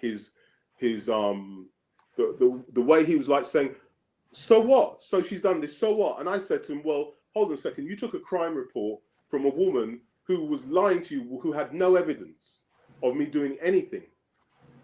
And you didn't even bother investigating. You just put it on file and sent it to a court. And it had to get thrown out of court. I'm giving you something genuine that's actually happening right now, and you're not interested. But that's how much. Darkism. That is everything you just described is darkism. But that's what I'm saying to you. I'm saying to you that this is what the whole of this country is actually really like. That's the reality of this country. The belief that I had about this country when I was growing up and the reality of it are two totally different things. Because I even found out friends, I think I told you the story about a friend who was constantly reporting me on Facebook. Yes, you did. And got my account blocked, like every month. For years and years, for about 10 years on Facebook. My account was constantly like, I couldn't use it because someone had reported a post, and it wasn't anything like I'd be reporting like something like that guy who got killed by the police, Mark Duggan, got murdered by the police, and I would put something on Facebook about it, and I put my opinion of it, of course, of that incident, but it wasn't anything like I would say, here's another black guy the police have murdered in cold blood or something like that, and he would report that, and I would get blocked. Now, this is a kid. When we were kids, we went to school from the age of 5. We were friends, apparently, from the age of 5. Now, this kid, his family is Italian, but he was brought up in the UK. So we went to school from the age of 5 to 11. And then since we left school, because we didn't go to high school together, but since we left school, we've been friends. We've been in each other's houses. I used to take my kids to his kids' birthday parties. He used to take his kids to my kids' birthday parties. And everything. And all the time, this guy's reporting all the stuff, anything I post on Facebook. And so he was like apparently a friend for 40 years. But he wasn't. He wasn't a real friend at all. Yeah, but what I'm saying, this is the sort of racism, because why is this guy targeting me? I'm probably one of his only black friends. Right. And he's targeting me for this sort of attention. And I'm saying that's what the whole of British society is like. It's that black people are targeted and covertly targeted, not openly targeted. So you can't actually see it until it's too late. Right. Wow. And yeah, that's the sadness of this country. And it's only in recent years that I've realized how bad those sort of things are. And the thing, say with my children, who, like my daughter thinks she's black. She as far as she's concerned, she's black. And she's 22 years. She's going to be 22 years old this year. And her mother has brought her up to hate black people. What? And wait a minute. That's why. Hold on. Wait. Now, again, this is severe darkism, y'all. You exposing this. How is it you're dark skinned and you're black? and she was married to you. Help us make that connection. I don't understand. Well, I think it's just the negative things she said about. I mean, at various times she's made racist. When we were going through our divorce, and maybe lots of people go through this when they're going through divorce, but when we were separating, going our separate ways, and for a little while we were still living in the same house, and things weren't too good. She made a lot of racist comments about me in front of my children. She called me the N-word in front of my children. Wait a minute. She was your wife. Yeah, she was my wife. Who married you, a black man, made racist comments about you as a black man in front of her biracial children from a black man. This is that's sick darkism. It's sick. I just had to interject. Go ahead. I'm sorry. No, that's fine. She made comments, negative, derogatory comments about my Jamaican heritage, and as a result of that, it's slowly kind of affected my relationship with my children, because they've made comments that have clearly been influenced by seeing my ex-wife make these comments. Right. They make comments to me. And what do you mean? You say they make comments to you? Are you saying they making disrespectful comments about you racially? To a certain extent, yeah. Like, as a prime example, you got to be kidding me. Say this ain't so. Yeah, one example was years ago when my kids were teenagers at the time, and I think it was my son's birthday, and I had them for the weekend, and I took my son to a toy shop. He wanted to buy a toy. Took him to a toy shop, and I got followed around the shop. Like, there was like all these other customers in this toy shop. It was an Indian toy shop in Harrow. Got followed, but the people stopped what they were doing to follow me around the shop. So my son chose what he wanted. He wanted this magic set. He was into magic, so he wanted this box of magic tricks. So I said, all right, we'll pick this box up, and I took it to the counter. And I went to, and the guy finally came round to serve me after following me around. And I took my wallet out and I showed the guy, look, these are all the cards I got in my wallet, and this is all the money. And I had actually taken loads of cash out of the bank because I thought if my son didn't want anything, I'd just give him the cash. So I'd probably taken about £100 out. I was just gonna give him £100 if he didn't want me to buy him anything. And I showed the guy the cash I had in my wallet and the cards, and I said to him, now, today's my son's birthday. I was going to buy him a present in your shop. But you know what? I'm going to show you. This is what I was going to buy him. This is the money you've lost today because you're racist and you've been following me around the shop. I'm not going to buy this now. And my son he was crying. My son was crying. Because he said he really wanted it. He said, we'll buy it from somewhere else. And I took him somewhere else and bought it in another shop. But I wanted to show that guy, this is how you lose business. Exactly. I wanted to make a point to him. Now, when I got back to taking my kids to their mother at the end of the weekend, and my ex-wife asked me, "Oh, well, how were the kids at the weekend?" And I said to her, "Oh, well, they had a great time apart from this incident in the toy shop." And my daughter said, "Oh, well, Daddy, it's in his head. It's in his head." Like, she witnessed this guy following me around, leaving all the customers. There were other customers in the shop, but he stopped what he was doing to follow me around. And my daughter was telling me that it was all in my head, and she said, "I don't know what is wrong." My daughter actually said something like, "I don't know what is wrong with black people. Why they think that the world's against them." She was about 13 or 14 at the time, and she says, "Don't know what's wrong with black people. Why they think the world's against them." And I was like, that literally changed my relationship with her. Because suddenly she went from being my daughter to being the enemy. Because she's been consumed by darkism. Dividing a father from his daughter. This is just, I'm almost speechless over here. I'm listening to you. I'm just speechless though. Yeah, so so my kids have never said, like, call me the N-word or anything like that, but they have made lots of comments like that, which sort of kind of, I don't know what you call it, belittling racism towards black people. That's what it is. They belittle racism towards black people.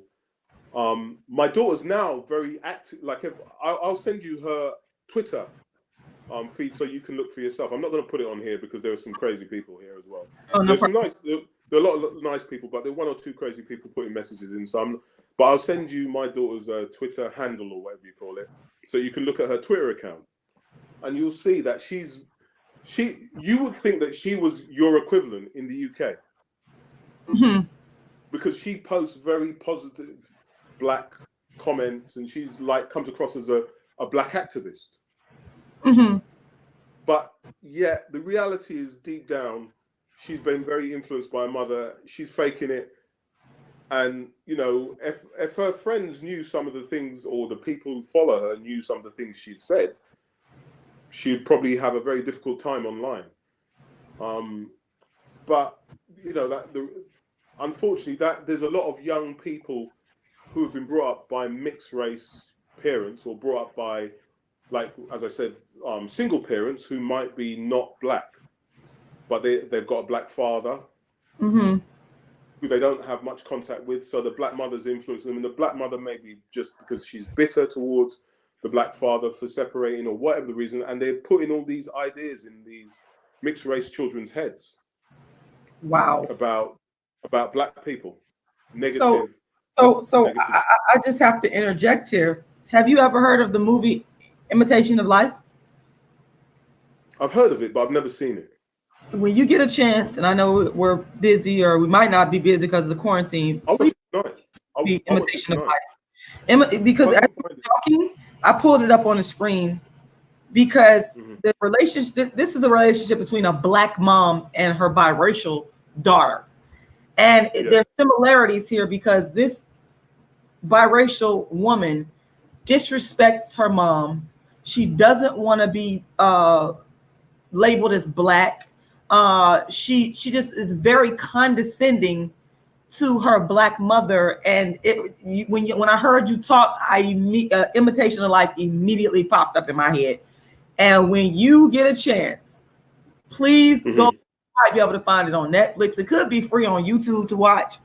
It's a powerful movie that sort of depicts the situation that you just described. The only difference it is between a black woman and her mixed race daughter. That's the only difference. I'll definitely have to. Wow. So old classic movie, the 1930s. Wow. Is it that far back? Wow. Yeah, it's a classic. It's a classic. Yeah. It's a shame I didn't watch that before getting married. Maybe I wouldn't have got married or had the kids. Do you regret marrying this non-black woman? Oh yeah, 100%. I have no. Some of my friends, and my mother in particular, they raise their eyebrows when I say I regret marrying her. Yeah, 100%. I regret marrying her. There's no question in my mind that my life could have been very different, and if I hadn't married her, because I had a very good life up to the point, and a very happy life up to the point that I met her, and I think she gave me 10 years that were really very unhappy 10 years of my life. But it's only in retrospect you realize that most of it was unhappy, because you don't realize whilst you're going through it how unhappy you are. Right. Because it becomes normal. Just becomes normal. I'm sorry you had to go through that, and I hope that your kids. Well, yeah, I actually feel bad for the children too, because the whole thing is this. Again, no one's bashing someone for being biracial. That's never been my issue. But to me, it's a sad thing to indoctrinate children, innocent children that you created because of what you wanted to do, to hate if they're biracial, to hate either side. Yeah. I think you should indoctrinate them to hate either side. It doesn't make sense, because you're creating a schism within that person that's going to cause them to be dysfunctional. Yeah. And you know, I always had a rule with my children, even after everything that my ex-wife did. I always had a rule that I'd never speak negatively about my ex-wife in front of them. Never. Not whilst they were children anyway. Now, today, if my children ask me any questions about their mother, I tell them straight what I thought of her. But when they were kids, because to me, if I'm telling them negative things about their mother, I'm almost telling them negative things about half of themselves as they grow up, and that's messing them up in the head. You know, I couldn't do that to them.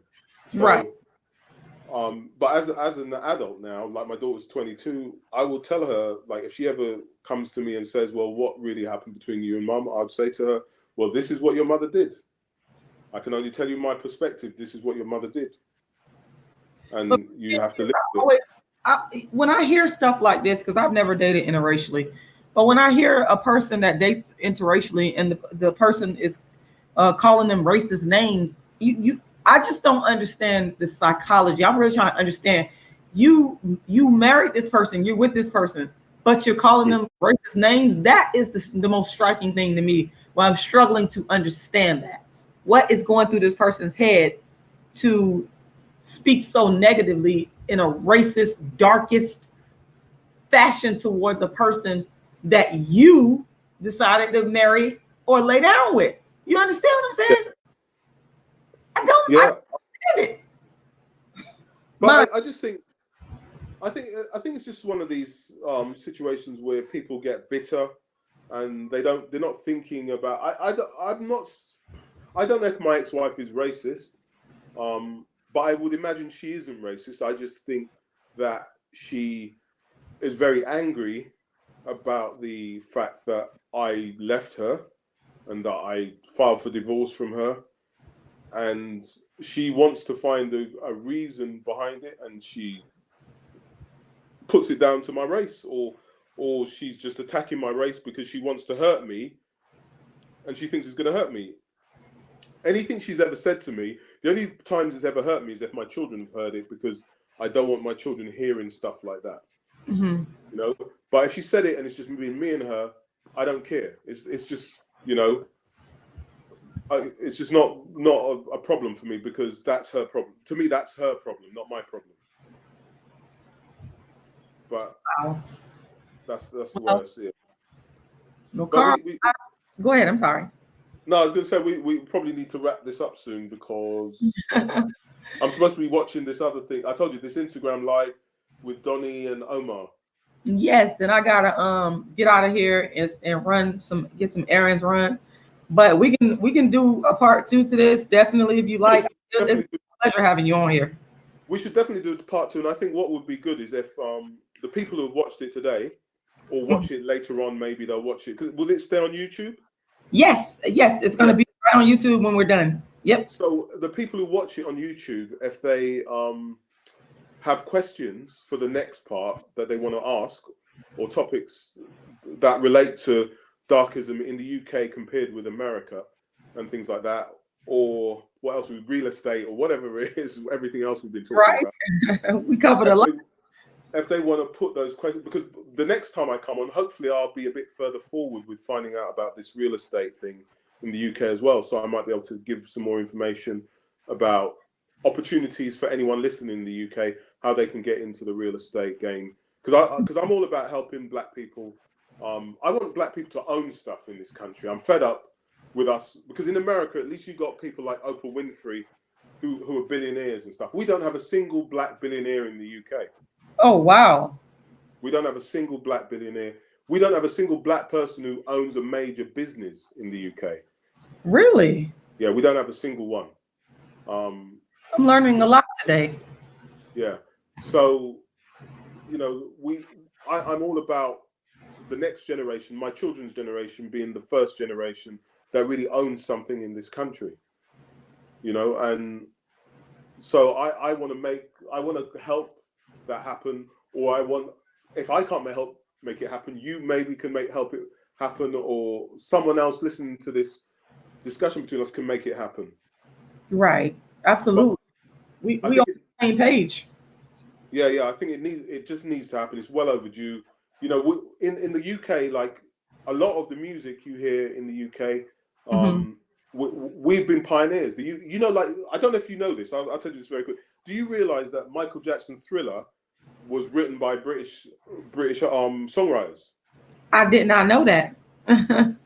Yeah, well, unfortunately, the guy was white actually, but he was in the band Heatwave. A guy called Rod Temperton. He was in the band Heatwave, which was I think he was the only white guy, but he hung around with black guys and in Heatwave, and they wrote songs together. Then he came over and he wrote, a lot of the songs on the Off the Wall album, and then a lot of the songs he wrote the song Thriller, and a lot of the songs off the Thriller album.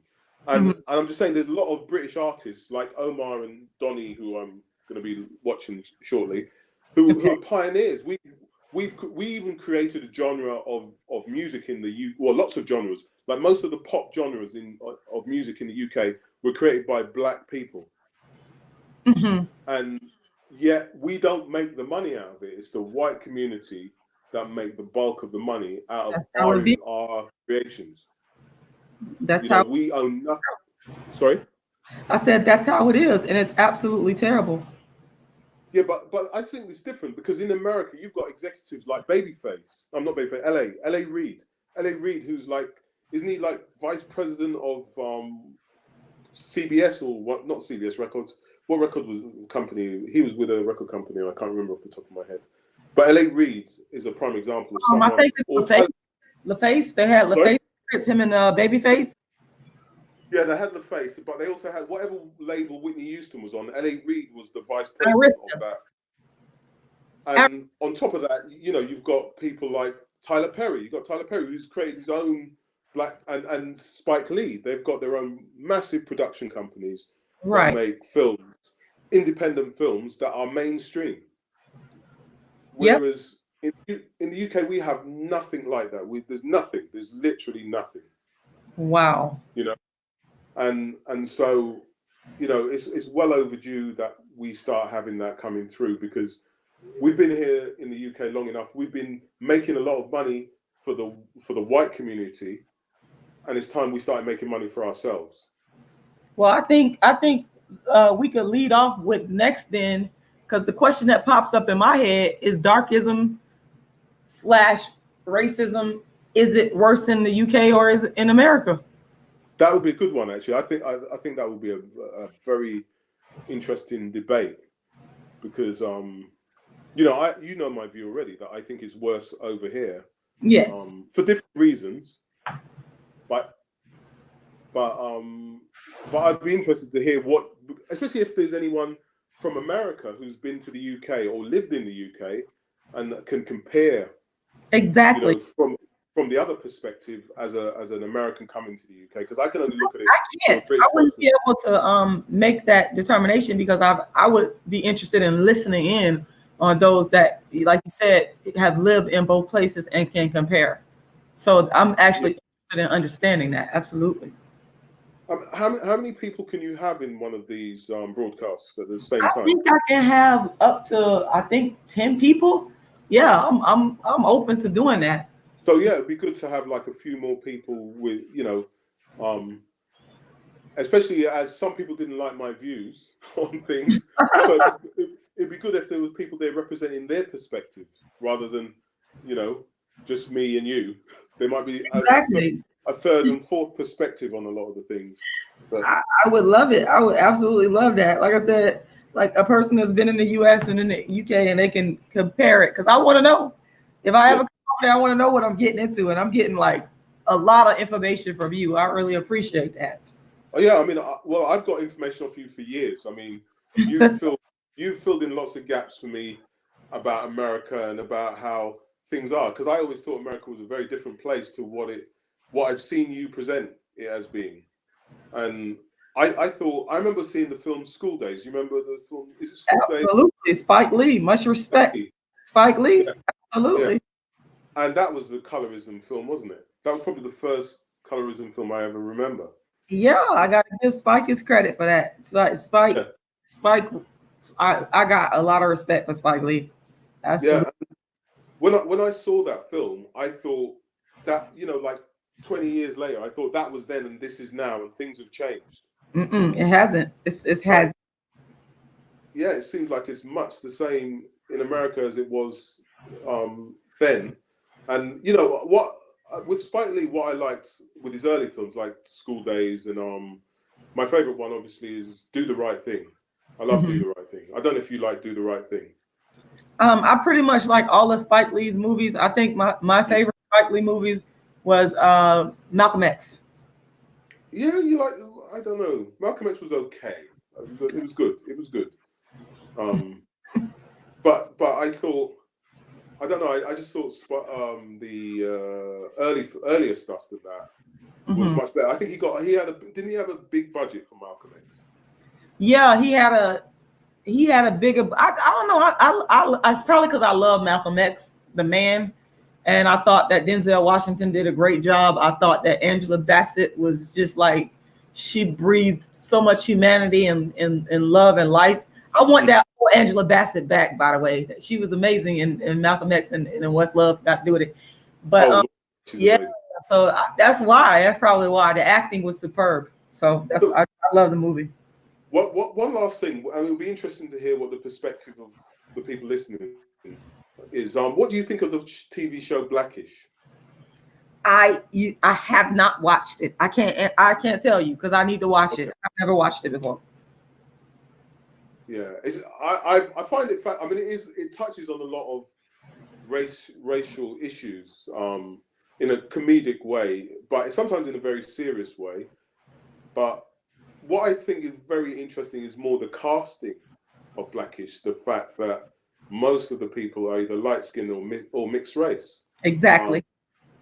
And I struggle with the way they depict black children from a black family. Like if you're in a black family on television, I think a lot of the producers of TV shows in the UK in particular, they don't actually understand that if a black man has a child with a mixed race woman, that child's probably going to come out black.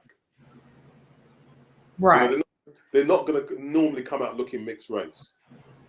If a dark skinned black, like I don't know what, like what's her name? What's the guy that Eddie Murphy had kids? The girl, sorry, the lady that Eddie Murphy had kids with. Nicole. Babyface. He had the most kids with Nicole Murphy. I think he got like 5 kids with her. Yeah, is that?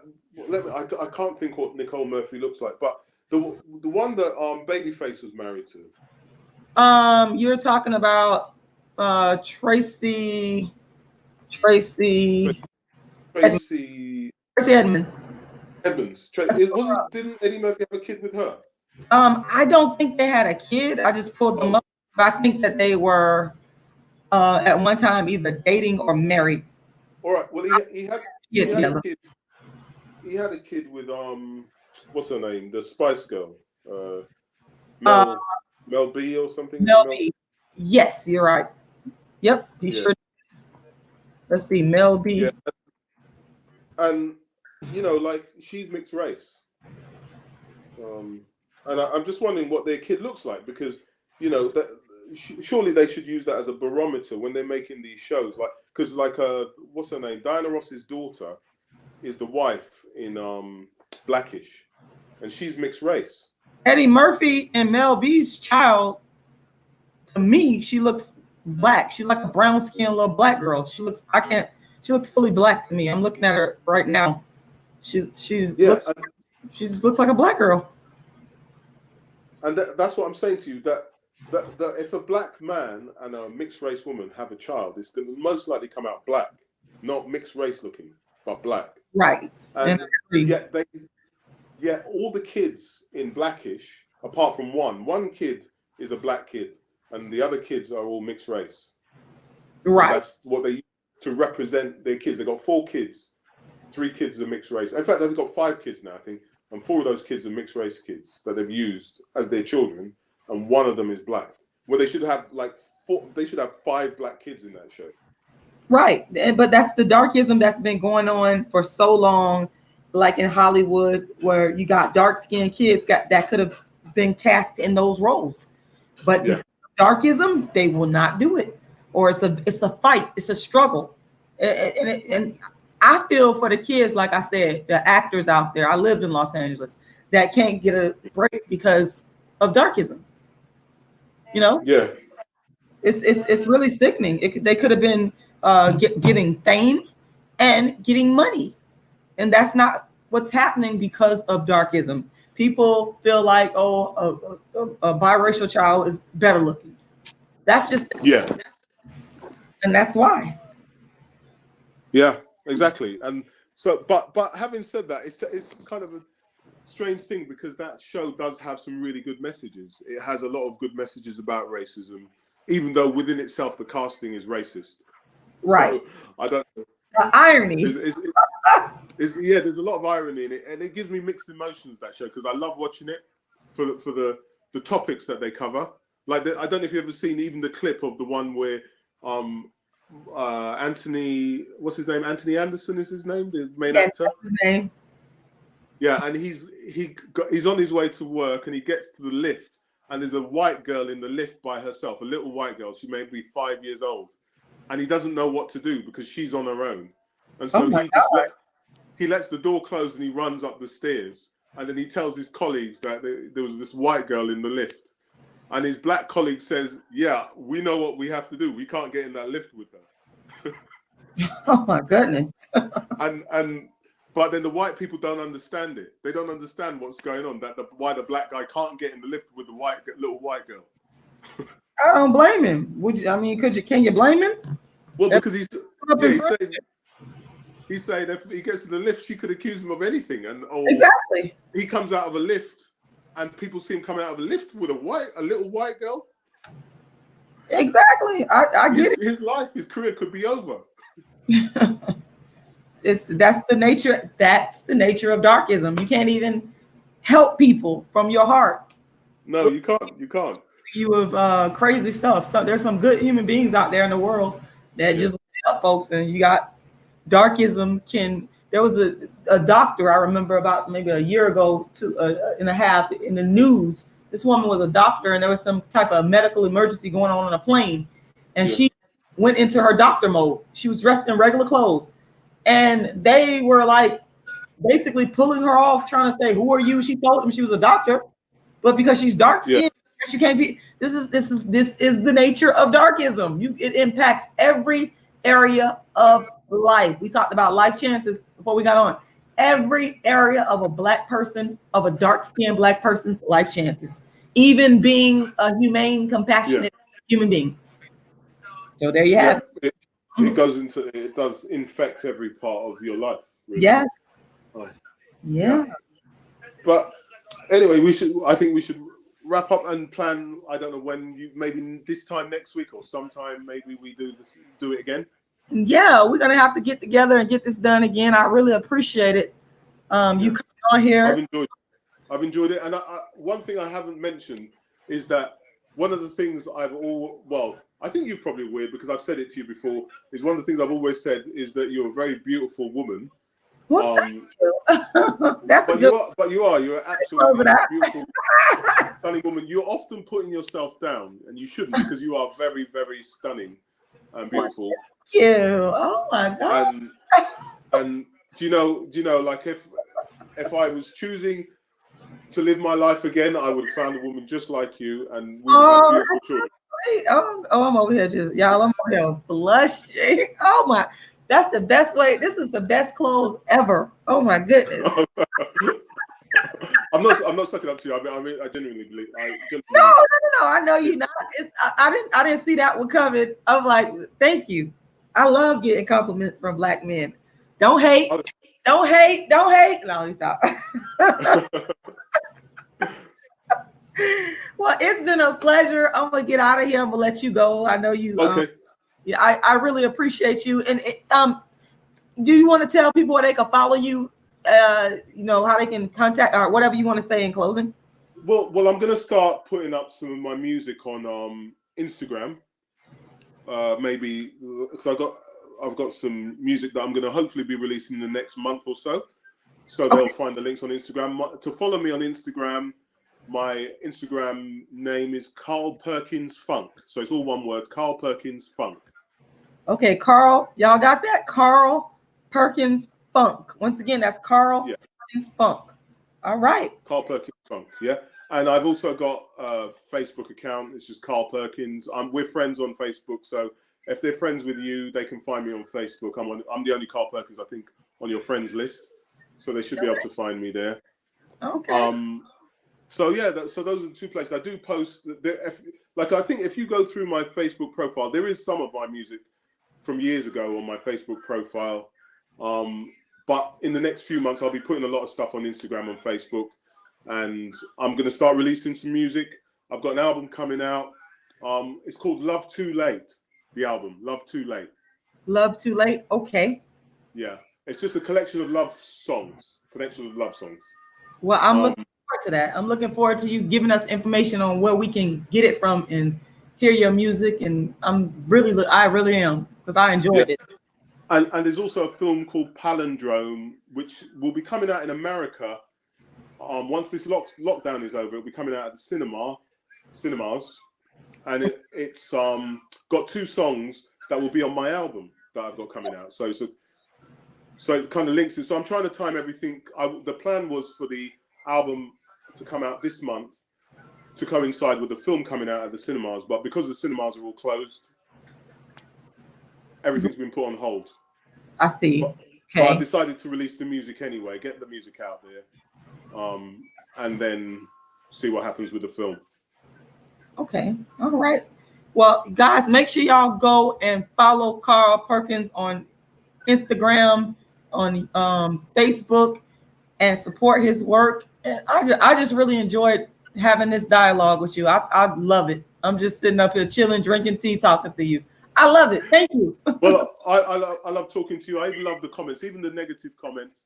You know, they gave me something to think about, and it's kind of, you know, you got to be honest and think. If you can't be honest with yourself, who can you be honest with? Exactly. I totally agree. I think we accomplished a lot here today. We Bring did. the Black man back to the dark-skinned Black woman, the world's first and only dark-skinned activist. Yes. Okay. Bye now. All right. Bye-bye. Bye-bye. Hey, thank y'all for tuning in. I appreciate everybody. I hope y'all enjoyed the jewels that our brother Carl was dropping today. I'm so humbled. I'm sitting up here. Like I said, I've been drinking my tea, listening to him and learning, because I talk a lot. Today, I got a chance to listen, and I thoroughly enjoyed this. I want to invite everybody to my play, A Dark-Skinned Woman's Revenge, June 26th at 7:30 p.m. Eastern Standard Time. You can watch it from the comfort of your own home through the magic of pay-per-view live stream. Okay? Your tickets can be bought at darkskinactivist.com. Once again, that's darkskinactivist.com. Click the buy now button and you can purchase your pay-per-view. If you scroll down and you're in Atlanta, you can come out and see me in person. I'm going to be at the White Label 349 Decatur Street Southeast in Georgia. So get those tickets, click that buy now button. Also, you can get a free copy of my book, Darkism, 25 Ways Dark-Skinned People Are Discriminated Against.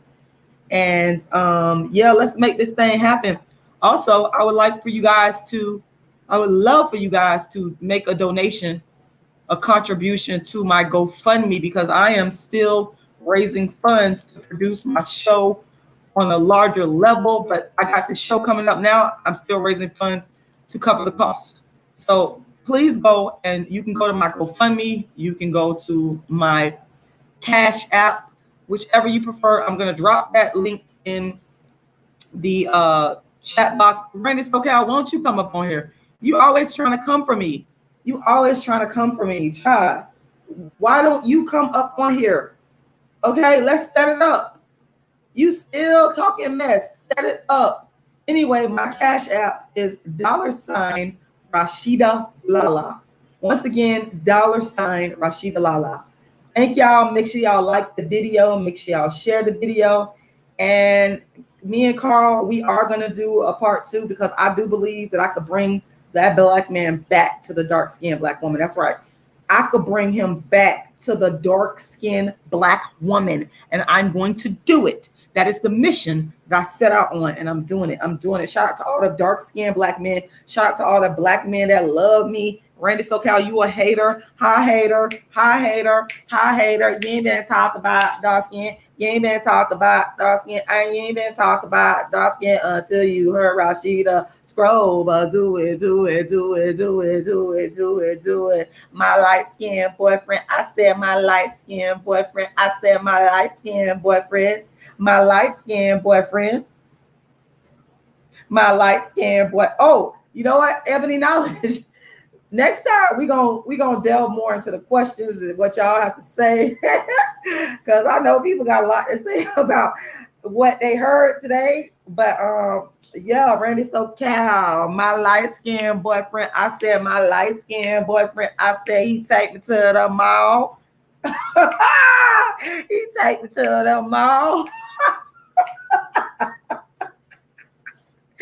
And that's why you mad. That's why you. I said my light-skinned boyfriend. I said my light-skinned. Hey, I might twerk at my show, y'all. I might get out there and twerk at my new song. My light-skinned boyfriend. Bring my light-skinned boyfriend on stage. I said my light-skinned boyfriend. My light-skinned boyfriend. I said he take to the mall. He throw me against the wall. He said, "The hell with all of y'all."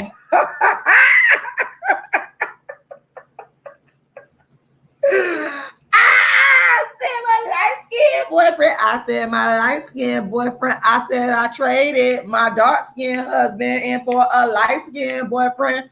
I said I traded my dark-skinned husband in for a light-skinned boyfriend. A light-skinned boyfriend. Don't be trying to steal my song now. Because if I hear my damn song, I got something for you. I said I traded my dark-skinned husband in for a light-skinned boyfriend. My light-skinned boyfriend. I said I traded my dark-skinned husband for a light-skinned boyfriend. A light-skinned boyfriend. I said my light-skinned boyfriend. I said he take me to the mall. He take me to the mall.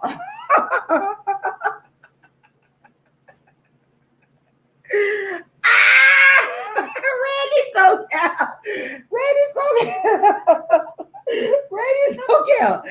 I dedicate this song to Randy SoCal. I said my light-skinned boyfriend. I said my light-skinned boyfriend.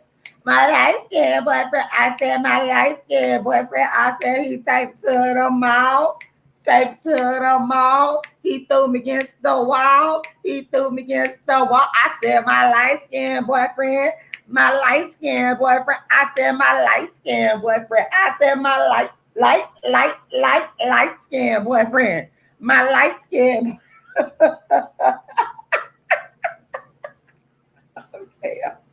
Okay, y'all. Y'all better go. Listen. Y'all better go make a donation, a contribution to my Cash App. Cash App. Okay, I'm out. World's first and only dark skin